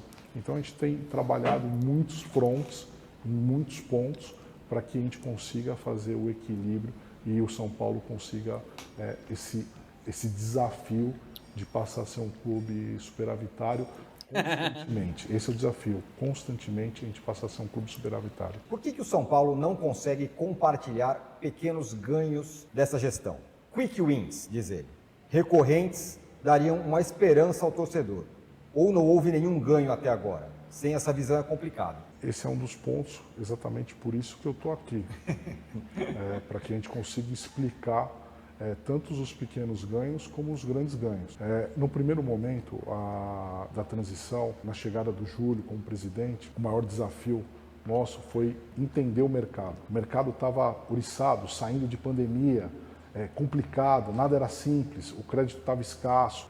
E aí a gente fez um trabalho para que a imagem do São Paulo melhorasse perante os parceiros. Esse é um ganho imenso, não só isso, saímos da fila, e aí tem Supercopa, tem a Copa do Brasil, campeão de tudo, tal, mesmo com as dificuldades financeiras. Esses são ganhos enormes. Nós temos pequenos ganhos, acho que falta essa comunicação para que nós passemos a interagir com o torcedor, até para que o torcedor engaje esse processo todo que nós estamos vivendo. Porque também a gente conversou um pouco, o engajamento do torcedor nos trouxe sair da fila e ter títulos importantes. Com essa comunicação, ela se encaixou, a gente conseguiu resultados esportivos. Eu não tenho dúvida, se nós operarmos junto com o torcedor, esse processo todo de reestruturação, toda essa mudança cultural, a saída do São Paulo dessa situação um pouco complicada em relação ao balanço e endividamento será mais rápido do que a gente está planejando. Nesse momento que essa decisão existiu do segundo mandato ter uma guinada, digamos assim, isso já impactou na última janela do São Paulo, não nessa, naquela janela que o público fala, janela Santiago Longo, Jamal Williams, por exemplo. O São Paulo já não vai no futebol, que acho que todo o departamento tem a sua adequação, né? Diante da nova diretriz. Então, acho que o futebol, se não estou enganado, se você me corrija se eu estiver enganado, já na janela passada já tem uma indicação de um certo freio, né? De o São Paulo não extrapolar o que poderia acontecer em outros clubes fazem e depois cada um tem os seus motivos. Mas aquilo já tinha sido sentido, a janela passada já foi impactada por esse planejamento de reviravolta no dia a dia do São Paulo. Essa pergunta ela é muito boa. Precisa ser delicado na resposta, mas ela é muito boa. O impacto é visível porque também há um amadurecimento da gestão. Todos os gestores de todas as áreas amadureceram com as obrigações que nós colocamos a partir do fundo. Então todo mundo começou a pensar na sua área, uma forma diferente de realizar mais com um pouco menos. Depois do fundo, eu volto a dizer, os caras entraram no São Paulo falando que o São Paulo estava destruído. Os caras entraram no São Paulo falando que o São Paulo não podia respirar. Era um drama absurdo. Porque o São Paulo não pode comprar um saco de arroz. Putz, eram uns papos. Eles estão devendo 300 milhões a mais, gente. Sabe? 300 milhões. Eles pegaram a dívida que tinha. Falaram assim, ó, pega metade. Em vez de pagar metade, não. Eles pegaram e fizeram a metade de dívida. Ou seja, 600, vamos pegar 300 e fazer mais 300 de dívida. Esse é o primeiro princípio. Esse é o princípio. Aí tem alguns erros de comunicação nossa, tá? O fundo não é a solução do São Paulo. Não, o fundo... Muito bom, superintendente. Muito bom, Márcio. Muito bom. Não, não é. É a solução da dívida que eles fizeram. O que eles fizeram em 4 anos... Eles querem pagar em 5 ou 6. Ou seja, eles fizeram uma dívida que a próxima diretoria, que provavelmente vai ser eles em outro nome, vai pagando. Quais foram os custos de ganhar uma Copa do Brasil e um Campeonato Paulista, né? Que é a solução do São Paulo, o fundo é um dos pilares para que nós possamos ter soluções. Mas o que vai mudar o São Paulo é a gestão. O que vai mudar o São Paulo é a mudança de cultura. O que vai mudar o São Paulo são todas as áreas estarem convocadas e viradas para a economia, para o bem do futebol. Esse é o principal pilar. Porque tudo que foi feito, inclusive do FIDIC, tem a ver com desaguar mais dinheiro no futebol no momento adequado. Certo. No momento adequado. Primeiro a gente equaliza, a gente se estrutura no formato que a gente pode em relação à nossa receita e nosso endividamento, mas assim, num segundo momento, com os ganhos, a direção e os covenants está direcionado para o futebol. Então acho que também acho que o futebol, a pessoa do Belmonte, que é o diretor, um dos executivos que estão lá, principalmente o Muricy e o Rui, né, fizeram um excelente trabalho para que essa janela fosse muito boa. Agora o resultado precisa aparecer no campo e eu acho que eles estão bem. Estão devendo. Aí eu pergunto para você ainda sobre o fundo. Em que ponto está o fundo? Você já arrecadou tudo, já está todo o dinheiro lá? Esse é um ponto. E aí você fosse Tá bom. não ia resolver os problemas do São Paulo, mas era Porra, dos Márcio, pilares não para chegar no momento adequado. E essa é a pergunta do torcedor. Quando será o momento adequado? Quando que o São Paulo vai estar, como dizem popularmente, bebendo água limpa? Essa é uma outra pergunta também A excelente. expressão do Firone bebendo água bebendo limpa, água. que o Márcio utilizado, que o fundo é como se fosse um estancamento Sim, isso. da hemorragia. Né? São duas expressões. Para isso, o torcedor ele precisa ter um entendimento. Nós passávamos por um processo onde nossa dívida de curto prazo representava 2/3 do nosso endividamento bancário. O que seria essa dívida de curto prazo? 12 meses. E aí, com cobranças de juros e taxas, num formato. Nada contra quem operava com a gente, ainda opera em algumas situações, mas o risco apresentado e as negociações nos trazia para esse cenário. 1/3 a médio prazo, então 18 meses. Então nós tínhamos renovações contratuais quase que mensais. a todo momento e tal. Quando nós conversamos sobre o processo de reestruturação financeira, o primeiro momento, o FDIC aparece no segundo momento. O primeiro momento era uma sindicalização da dívida. Vocês já me perguntaram no conselho por que não sindicalizaram a dívida. Nós sindicalizamos a dívida porque... Só um parênteses. O que significa sindicalizar a dívida? Obrigado. Pegar 3 grandes players do mercado, necessidade, carência, colocar a taxa num denominador comum para os 3, e aí a gente operar nosso endividamento em 4, 5 anos e tal. Tá.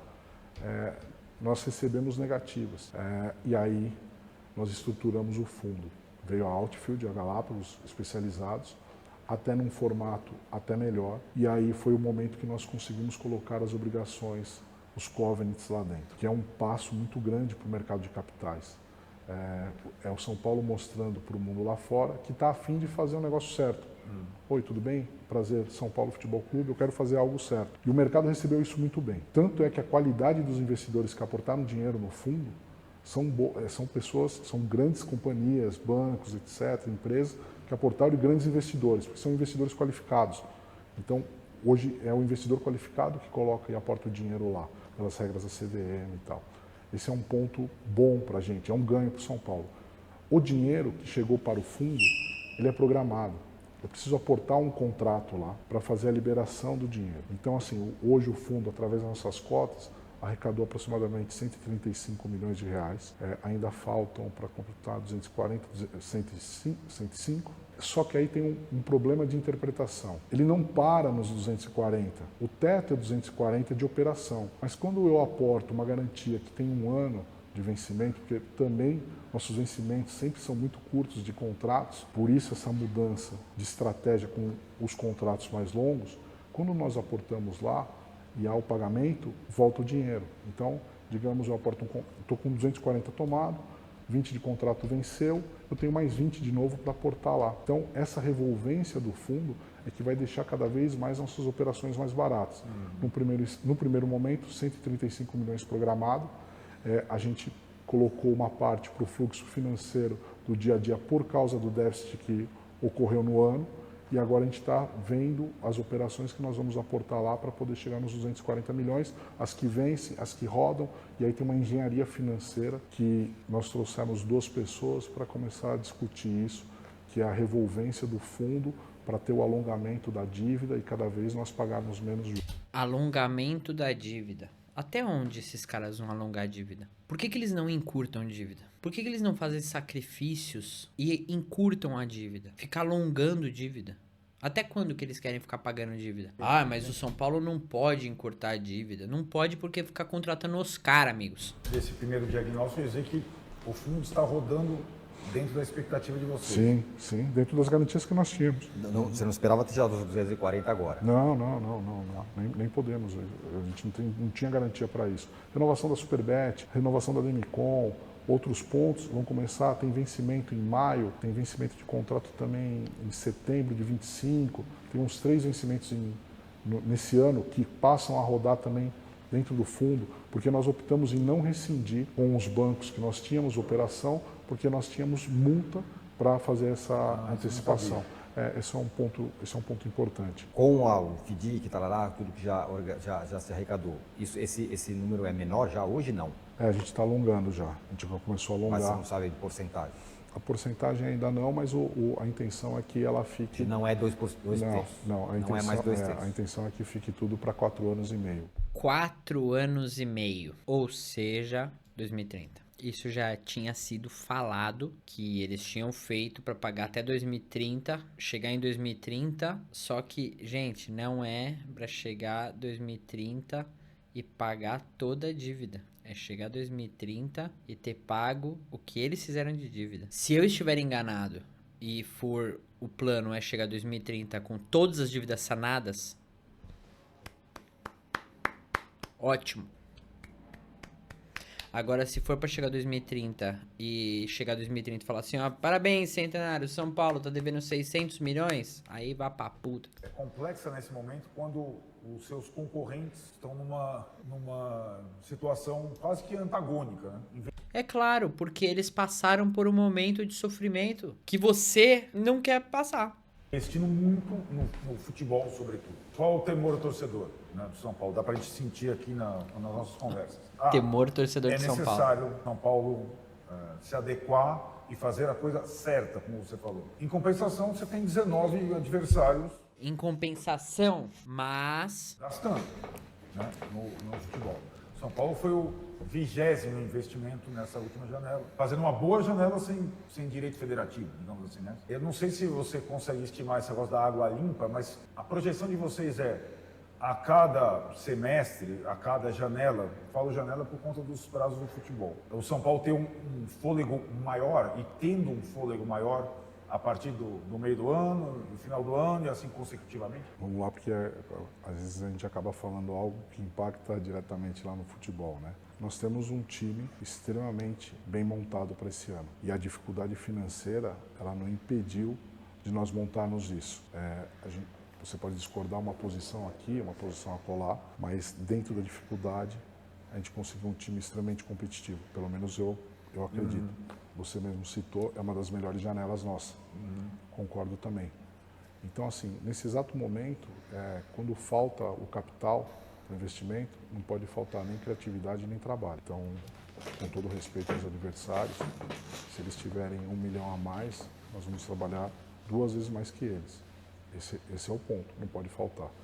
Esse ano é um ano complicado para a gente em relação a investimentos. Infelizmente, apesar de todos esses investimentos que nós fizemos no começo do ano. A gente vai ter que ser muito cirúrgico nas janelas. E isso a diretoria de futebol sabe. Esse detalhe que eles precisam diminuir o erro ou qualquer possibilidade de erro já está dentro do que eles estão pensando no planejamento deles. Esse ano vai ser um ano de luta. Talvez o ano que vem, a partir da janela lá do meio do ano, nós tenhamos algo mais confortável.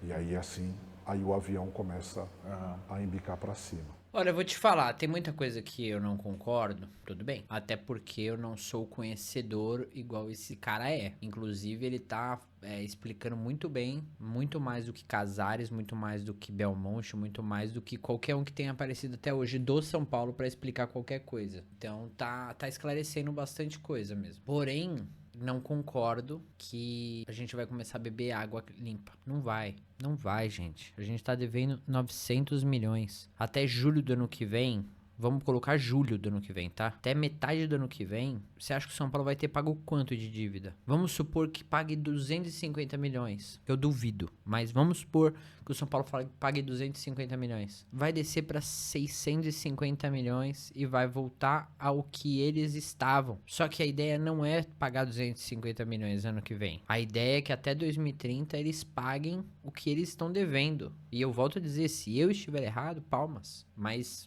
eu acho que eu não tô. Todas essas são amarras bem rigorosas. Elas não podem ser colocadas de forma permanente para o São Paulo, porque se o São Paulo acabar o período do FIDIC e o São Paulo voltar às práticas de antes, imagino que as coisas vão voltar como elas eram. Também tem uma explicação, eu não lembro se conversamos pelo telefone lá atrás. As amarras do FIDIC não foi o FIDIC que deu para a gente. Foi vocês mesmos? Fomos nós. Ótimo. Esse é o primeiro ponto. E isso tem um erro de comunicação. Parece que é o FIDIC que nos deu. Exatamente. Tanto que eu perguntei para você por causa disso. O FIDIC, eu só entro aqui se for assim. Não. Para conseguir o dinheiro que era necessário para toda a reestruturação, nós criamos os covenants para dar governança para o dinheiro. Então, esse é um erro crucial, partiu da gente. Então, é um momento que a instituição quer colocar as regras de governança para seguir o rito orçamentário. Eu, honestamente, o trabalho que está sendo feito, eu espero que daqui 4 anos e meio não seja mais uma obrigação, seja cultural o cumprimento do orçamento. Até porque é estatutário e tem uma série de... Pô, Márcio, ó, tô gostando muito de você, cara. Mas, né, tem como te ajudar. Independente, por que estatutário, falaram que estatutário... De que vale o estatuto? Cultura do São Paulo, o cumprimento do orçamento. É isso, esse é o ponto. Bom, vamos passar para o segundo ponto dessa segunda parte da gestão, a questão da base. Hoje, né, nós estamos na segunda-feira, diversos companheiros, quase todos os meios, né, jornalistas do futebol, GE, colunistas, setoristas do São Paulo, dizendo da assinatura de um termo de intenções com o Marinax para a parceria na base, a sociedade na base. Em que ponto, se é que dá para falar, esse negócio está? Como é que o São Paulo pode esclarecer ao torcedor que tipo de parceria, que tipo de sociedade seria? E se é uma premissa, de fato, como o Júlio falou algumas vezes que tocou sobre o assunto, que o São Paulo seria o sócio majoritário dessa parceria na base com esse possível investidor? Já foi o nosso histórico. Nós olhamos para a base e o principal ativo que nós temos hoje é a base, principalmente para o futebol moderno. Hoje eu vou falar assim, através de estudos, um atleta da base que sobe profissional e é vendido dá em torno de lucro entre 200% e 250%. É um valor muito grande. Esse é o maior negócio. Você está falando de bons jogadores ou um jogador que suba para... Bons jogadores. Porque tem cara que... É que hoje ele é classificado nível A, nível B, nível C. Sim, porque se você falar do Estevão, você não precisa nem falar, né? Extra série. A gente está falando de extra série, mas assim, em média, vai entre 200, 250, 300%. Estevão, talvez 300%. Eu não sei qual é o histórico do rival. Não, mas, desculpa interromper, mas só a gente pode estar falando de um bom jogador, que não seja o Estevão, mas seja um bom jogador. Sim. Vou te dar um exemplo que, enfim, o São Paulo negociou. O Nestor, bom jogador. Foi lá para o Bahia, imagina que o São Paulo tenha tido um lucro desde a formação com ele. Sim. Então, estamos falando de figuras diferentes, né? Sim. De níveis diferentes de jogador. Então, mas assim, entre 200% e 300%, Tá. Quando o mercado aceita bem, o menino consegue sair. Não só isso, a gente passa a ter um investimento na base de quase 40 milhões para esse orçamento 46, e aí também é um ponto eu não sei se eu citei isso, é um ponto de atenção, porque sempre contabilmente colocar dinheiro na base era investimento e hoje passou a ser uma despesa bem nesse ano complicado do déficit. Então a gente tem uma transformação de investimento para despesa da base, reflete também no nosso déficit. Então, o que era colocado como investimento, a base, agora é colocado como despesa. Despesa. Entendi. E aí tem um impacto de quase 42 milhões, 40 milhões e tal. Que é o investimento na base. É o investimento. Que é uma rúbrica contábil. O que ocorre? Quando a gente começou a olhar para o processo, a gente viu a base como também um dos pilares para que nós possamos acelerar essa saída e consiga mais investimento para o futebol profissional, ter mais competitividade e chegar mais perto tal dos títulos. Então a gente começou a criar novos processos dentro da base. Então foi montado o laboratório, foi reformulado os scouts, foi mudado o processo de interação com os meninos em relação ao que representa jogar no São Paulo, que jogar no São Paulo é muito mais importante do que jogar ainda na Europa, apesar dos valores, óbvio, todo mundo sonha em ter um bom contrato, mas primeiro precisa dar o resultado para o São Paulo. Não só isso. Olha, uma coisa que acertaram nessa gestão foi esse movimento na base. Isso é uma coisa que eu concordo, não sei as minúcias, né, do que acontece lá, mas é nítido que tá existindo uma melhora na base. O time profissional precisa usar melhor, precisa fazer esse investimento valer a pena, esse investimento aí de 40 milhões anual, não é? Precisa fazer valer. E eu acho que os moleques que estão na base, eles têm que entender uma coisa, galera, olha só. O que eu acho exatamente aquilo que ele falou agora. São Paulo, o moleque, ele não tá num time menor, por exemplo, vai Santo André, São Bernardo. Tô dando uns exemplos aqui de São Paulo mesmo, só pra... Até Ponte Preta, que é um time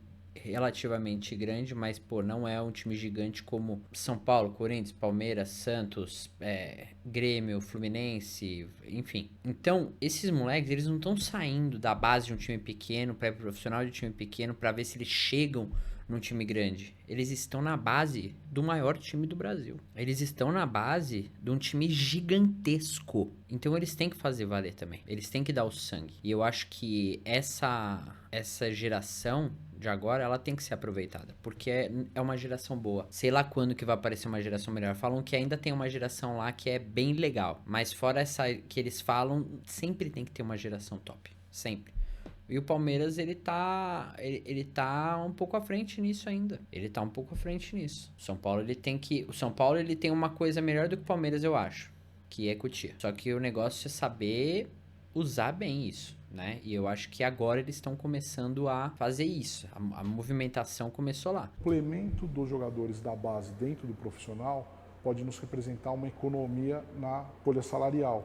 Então, às vezes, um menino que sobe, que ele consiga ser um reserva imediato, consegue, equilibrar a pirâmide salarial do futebol profissional. Então, nós viramos o canhão para isso, para a gente buscar alternativas de investimento lá.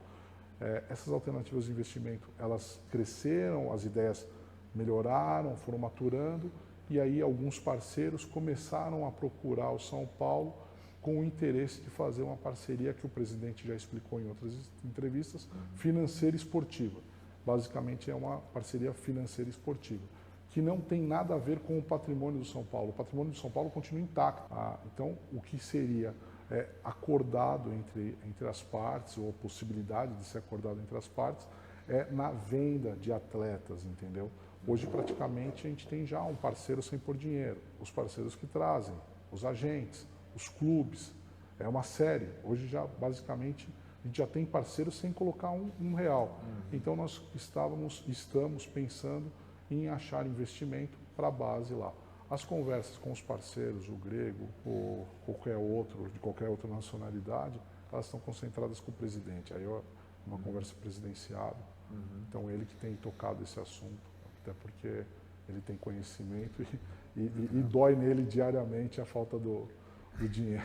Qual é a real estratégia sobre o contrato com a Superbet até 2030? A estratégia, ela parte exatamente para aquilo que nós já vivemos no passado não se repetir.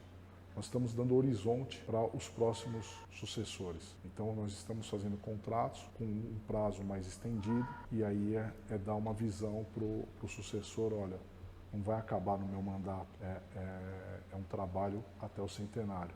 Não só isso, a gente tem um trabalho forte para que a gente chegue no centenário super bem. Então, tudo isso faz parte da estratégia que nós temos em relação também a gente ter um alongamento da dívida com contratos mais longos. O que acontece? Historicamente também, nós tínhamos uma forma de operar, historicamente. Então, nós pegávamos o contrato do futuro, antecipávamos, pagávamos o passado. E aí, como a gente vai fazer no futuro? Vamos, de novo, correr atrás. Com essa reestruturação, com o FDIC e tal, um dos gatilhos também para aceitar o FDIC e a gente colocar isso em pauta para aprovação eu antecipo 60%, 40% fica preservado para o futuro. Então, amanhã, se o Tirone resolve ser presidente do São Paulo, o Arnaldo resolve ser presidente de São Paulo, ele tem a garantia que se o contrato vence no ano dele, ele vai receber 40% desse valor, entendeu? Então, assim, tem uma estratégia nova, diferente. O que a gente sofre também, e aí passa pelo amadurecimento nosso. Pô, a gente fez isso vários anos. Como que a gente vai mexer agora nesse fluxo financeiro? Então, a gente está fazendo quebra-cabeça, que é muita novidade e a gente está trabalhando de forma muito pesada para a gente encontrar as melhores soluções e o clube ter uma credibilidade muito grande para que amanhã todo o mercado saiba, São Paulo é muito bom pagador. Márcio, até 2030 São Paulo estará no patamar do Palmeiras. Somos muito maiores em campo, mas parece que vale pouco. Torcida, estádio, nada ajuda. A gente fez o planejamento de curtíssimo prazo, então a gente tem um planejamento de curtíssimo prazo, mas a gente também tem outros planejamentos que é o centenário. A gente quer chegar muito forte no centenário. Então, assim, é o São Paulo. É o São Paulo do bilhão de receita, é o São Paulo que quer chegar lá no centenário muito forte. Tem muita gente trabalhando para isso, inclusive nossos colaboradores estão entendendo toda essa dinâmica, entendeu? Então, assim, há uma reeducação, a gente está dando treinamento novo para eles, para mudar um pouco a cultura interna, né? Então, está todo mundo muito engajado em colocar o São Paulo no patamar em 2030, mas antes a gente já vai ter resultados. E uma outra pergunta, é a utilização disso aqui, né? O torcedor começou também a prestar atenção no calendário de shows. O que eu tenho o cara entra lá para saber quando vai ter show do Morumbi, se vai ter conflito de data, porque passou a ser uma coisa nova. Show aqui no Morumbi não é uma coisa nova, mas a frequência de shows talvez tenha aumentado até pelo novo acordo. É uma preocupação de vocês para o ano todo? Recentemente agora, para a estreia do Brasileiro, para a estreia na Libertadores em casa, houve um ajuste para que vamos estrear sábado aqui, vamos jogar quinta lá para poder utilizar o campo onde o São Paulo é muito forte, é um dos principais mandantes do país hoje. Isso é uma coisa que preocupa vocês, sobretudo depois da reformulação do calendário em que os shows estavam marcados e os jogos foram marcados novamente diante de uma nova configuração de calendário? Primeiro, a gente tem uma oscilação do nosso calendário de futebol e não é fácil planejar um ano. Esse é um ponto que eu acho que a Libra e as outras ligas que estão se formando deveria ter, e eu acho que vai ter também, em relação à discussão com a CBF. Também não é fácil para a CBF, porque quem cuida lá do calendário sofre, porque é pedido a todo momento de todos os clubes e tal. A gente precisa ter um entendimento assim que eu acho que, e aí vocês podem ter o juízo de valor, se está certo ou se está errado, mas precisa ter um entendimento do todo. O Morumbis é um ser vivo. Todos os dias passam no mínimo 2.000 pessoas aqui. Esse é um primeiro ponto. Isso aqui é uma unidade de negócio. A administração está aqui. A gente tem que cuidar dele como uma unidade de negócio. O acordo com uma grande operadora de shows enriquece todo o contrato, que nesse valor e com uma operadora gigante, enriquece o nosso know-how. Não só isso, os camarotes passam a valer mais. Então, com apenas a agenda do futebol, eu alugo por 500 estalecas um camarote. Mas com os shows, as empresas começam a nos procurar para alugar por 2 milhões de estalecas isso daí. O Tony quase que diariamente entra na minha sala para a gente discutir o calendário do show e do futebol. A prioridade é o futebol. A gente quer que respingue o mínimo possível no futebol. Algumas vezes respinga, o torcedor fica bravo, tem que ficar bravo mesmo, mas também nós temos um contrato no qual coloca o Morumbis no principal palco do mundo. Hoje os grandes artistas querem vir tocar no Morumbis. Então assim, a gente precisa fazer o equilíbrio. Esse equilíbrio é importante. O problema é o seguinte, cara. O problema é que, por exemplo, o São Paulo tá indo numa maré de vitórias. E aí o São Paulo tá em horas decisivas. Não dá pra passar o jogo pra Brasília. Aí você vai falar, pô, mas no show ganharia mais? Ganharia mais, será? Será? Porque já falaram, eu não lembro aonde que eu vi, mas o valor, por exemplo, o São Paulo ganhou no show, no último show aí, não lembro de quem que era, se foi da Shakira, eu não lembro de quem que era, mas ganhou 4 milhões e meio, não sei se esse valor tá correto. Se fosse um jogo, se tivesse um jogo, um clássico, qualquer coisa assim, dá pra ganhar uns 3. Aí por causa de 1,5 milhão, fazer um show, 1,5 milhão a mais, fazer um show e aí deixar o gramado tudo fodido pra uma próxima partida, vale a pena? Quem que paga esse concerto no gramado? É a Live Nation lá? É eles que pagam o concerto do gramado? Deveria, né? Mas tá no orçamento. Então é burrice. Como eu falei, quanto custa pra consertar um gramado e tal, pra reformular um gramado. Aí o São Paulo deixa de ganhar 3 milhões num jogo pra ganhar 4 milhões e meio e aí tem que gastar 1 milhão com coisa de gramado. Sabe? Tem que fazer essa matemática. E aí fazer essa matemática pra ter um lucro muito pequeno, pô. Priorizar o futebol, priorizar as datas importantes lá no final do ano. E aí você não tá vendo o A e B que a gente tem nos shows e todos os ganhos periféricos que o show promove, entendeu? Então essa conta de padaria às vezes pode estar certa, mas na maioria das vezes está errada. Às vezes a gente pode, todo mundo criticou muito em relação aos jogos de Brasília e tal. Talvez a gente possa fazer outros acertos, joga mais perto de São Paulo, traz o torcedor para perto, tudo, mas essa conta ela não é total real. Essa não é uma das coisas que o cara aqui falou, o quick win, para falar, para se comunicar? Sim. Olha, foram 3 milhões. A Shakira, se você contar tudo, rendeu sei lá quanto para São Paulo, não sei se pode também. Sim, pode. Então seria pode. Eu acho que é um bom ponto. Ele foi feliz em relação a isso. Inclusive, a gente está aqui para a gente discutir esse tipo de situação, entendeu? Porque a gente passou por uma saraivada de dúvidas há um mês com um monte de veículo falando um monte de coisa, em alguns momentos nem sempre verdade, e assim, já dizia, não gosto de citar frases prontas, mas às vezes a mentira deu a volta no mundo, a verdade não conseguiu vestir a calça. E aí esse é um ponto que a estratégia hoje da gestão é começar essa conversa para que a gente tenha esses ganhos cada vez mais próximo do torcedor e que ele entenda. Existe essa conversa porque a diretoria não é transparente. Estamos passando por um problema financeiro. Por que até agora o São Paulo não fez algum pacote para os 3 jogos da Libertadores da primeira fase em casa? Isso está com o nosso financeiro. A gente já solicitou para que ele faça o pacote, né? É mesmo? A gente já solicitou para ele e tal, para que ele faça o pacote. pelo menos os preços, né? O Morumbi ele tem uma especificidade muito engraçada, assim. Por incrível que pareça, nós somos diferentes dos outros estádios. Então, assim, a gente tem o setor popular, nós temos o setor do sócio-torcedor, nós temos a cativa, tal. Essa precificação nossa, ela não é fácil, ela é um pouco complicada e uma não pode canibalizar na outra. Então, a gente tem sempre esse detalhe. Então, cada jogo, cada momento, ele precisa ser estudado com critério, porque não pode ter essa canibalização total, entendeu?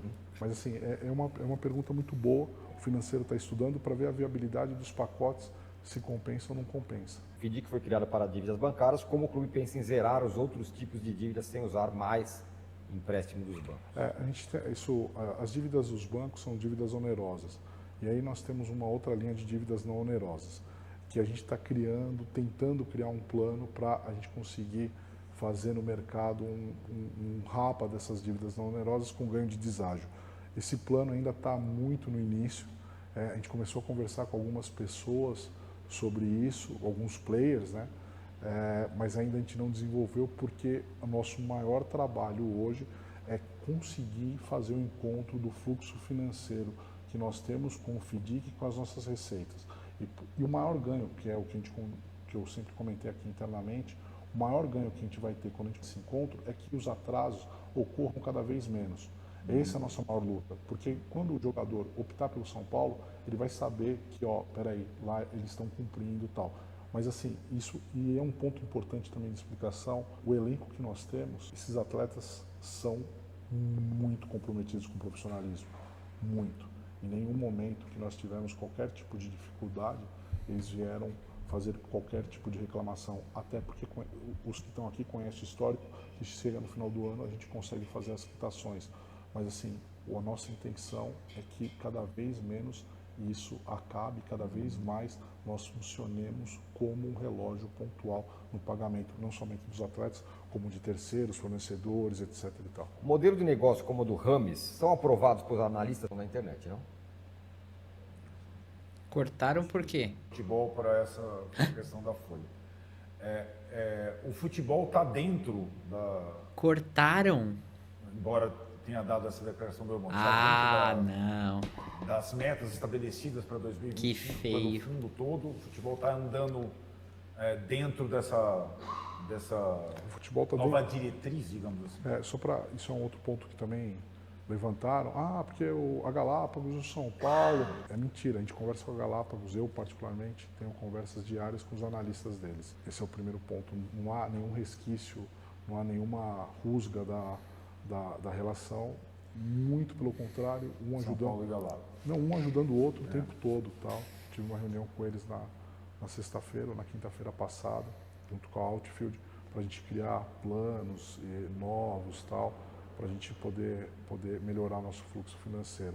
O futebol, ele apresentou um plano, e o plano tem dois momentos, o começo do ano e o meio do ano. E ainda a gente vai passar, na primeira janela eles foram bem, a gente vai passar por uma janela no meio do ano e a gente passa ainda no início de uma janela no finalzinho do ano, que é dezembro. São 3 etapas.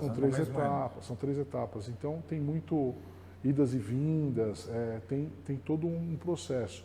É óbvio que eles estão dentro do plano. Eu vejo muito o Belmonte extremamente preocupado em entregar resultados, né, tanto esportivos como os resultados financeiros. O Rui Costa também. Então, assim, acho que eles estão num caminho muito bom aí. O cara já não aguenta mais. Você é conselheiro vitalício do São Paulo? E se não for, planeja ser? Só para explicar, eu fui eleito conselheiro em 2014, naquela eleição do Carlos Miguel Aidar. Depois, com o estatuto novo, na outra gestão do presidente Leco, eu acabei passando a ser um executivo remunerado e abri mão do conselho. Optei pela vida profissional aqui Gostei mais de você ainda agora. internamente, São Paulo, por alguns motivos, porque eu acho que a gente consegue fazer mais trabalhando diariamente aqui e tal. O conselho é um guardião da instituição. Eu vejo nos conselheiros, aliás, tenho contatos diários com os conselheiros para esclarecimento de dúvidas, porque eu devo satisfações ao presidente e também ao conselho deliberativo. Então, assim, eu acredito muito nesse modelo que eles são os guardiões da instituição, para que não tenha nenhum equívoco nesse meio do caminho. Não sei sobre os planos futuros, não tenho ideia sobre os planos futuros. O único plano que eu tenho é o São Paulo de 2030 tá forte. Esse é o único plano hoje que eu penso em relação à minha carreira política, profissional. Eu só penso em a gente estar bem no centenário. São Paulo tem, pelo estatuto, um sistema super fechado, né? Talvez seja um dos sistemas mais fechados dos clubes de futebol brasileiro. O menor colégio eleitoral do futebol brasileiro do São Paulo. Essa situação, ela é discutida dentro do clube ou se tem essa ideia de que, você usou a palavra guardião, né? Esse sistema, ele garante mais, na visão de vocês, saúde do clube, seja financeira, seja política e tudo mais, num tempo em que está se falando de SAF para cá, ou de abertura para lá, outros clubes têm o sócio-torcedor envolvido na votação, enfim.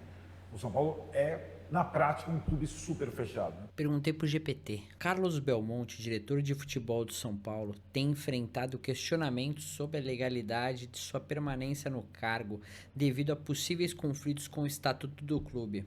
O artigo 57 do estatuto prevê que conselheiros que assumam cargos na diretoria executiva sejam automaticamente excluídos do quadro de conselheiros. Ele foi? Belmonte, sendo conselheiro e ocupando um cargo não remunerado na diretoria, estaria, segundo interpretações, em desacordo com essa forma. Interpretações? Em resposta, Belmonte defendeu sua posição, lógico, ele vai defender, porra, você tá de brincadeira, argumentando que sua função como diretor estatutário não conflita com o estatuto do clube. Então, o artigo 57 é o quê? Até o momento não há informações públicas sobre medidas formais que tenham sido tomadas. Claro que não. Apesar de polêmicas, não há registros recentes e ações concretas para a remoção dele no cargo. Chat GPT, gente. Chat GPT. Ou seja, o estatuto prevê, ele se defende, o Casares nada faz, os conselheiros nada fazem, tudo anda normalmente, jornalistas não fazem nada pelas suas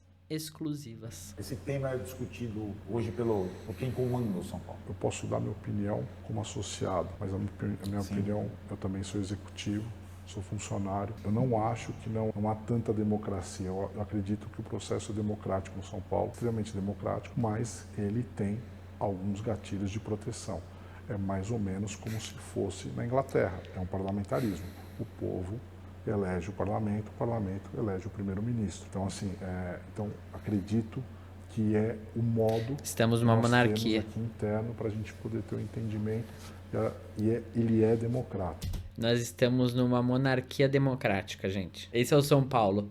Uma monarquia democrática. Vai ser o título da notícia no meu blog. Ele é democrático. Sobre abertura ou não, aí é um assunto de foro dos conselheiros. É um foro extremamente legislativo. Eu sou executivo. Então hoje eu não estou nesse foro, não posso responder por eles, nem quero responder por eles agora, porque não seria nem justo da minha parte fazer qualquer tipo de comentário em relação a isso, mas acho que é uma discussão que ela precisa ser levada para o conselho. Muitas vezes já foram levadas, tal, mas é uma discussão do foro do conselho. Bom, depois de algum tempo, né? Olha, gente, vamos lá. O que eu tiro de tudo isso? Eu tiro que existem ideias muito boas no momento errado. É muito discurso para pouca ação. É muito discurso para pouco resultado. Essa é a verdade.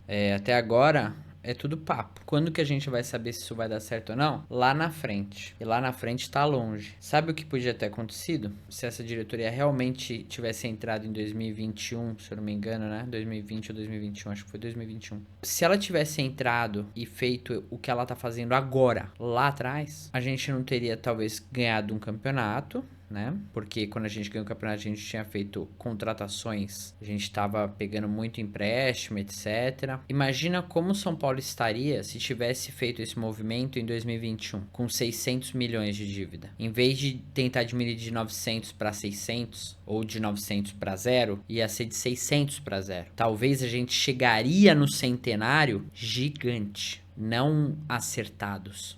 Gigante, porque eles teriam literalmente 10 anos. 10 anos. 6 do Casares e mais 6 de quem o Casares vai botar. Porque nós estamos numa monarquia democrática. Então é muito difícil de você ser São Paulino e ver que o São Paulo os caras pensam neles próprios, é a gestão deles, sabe?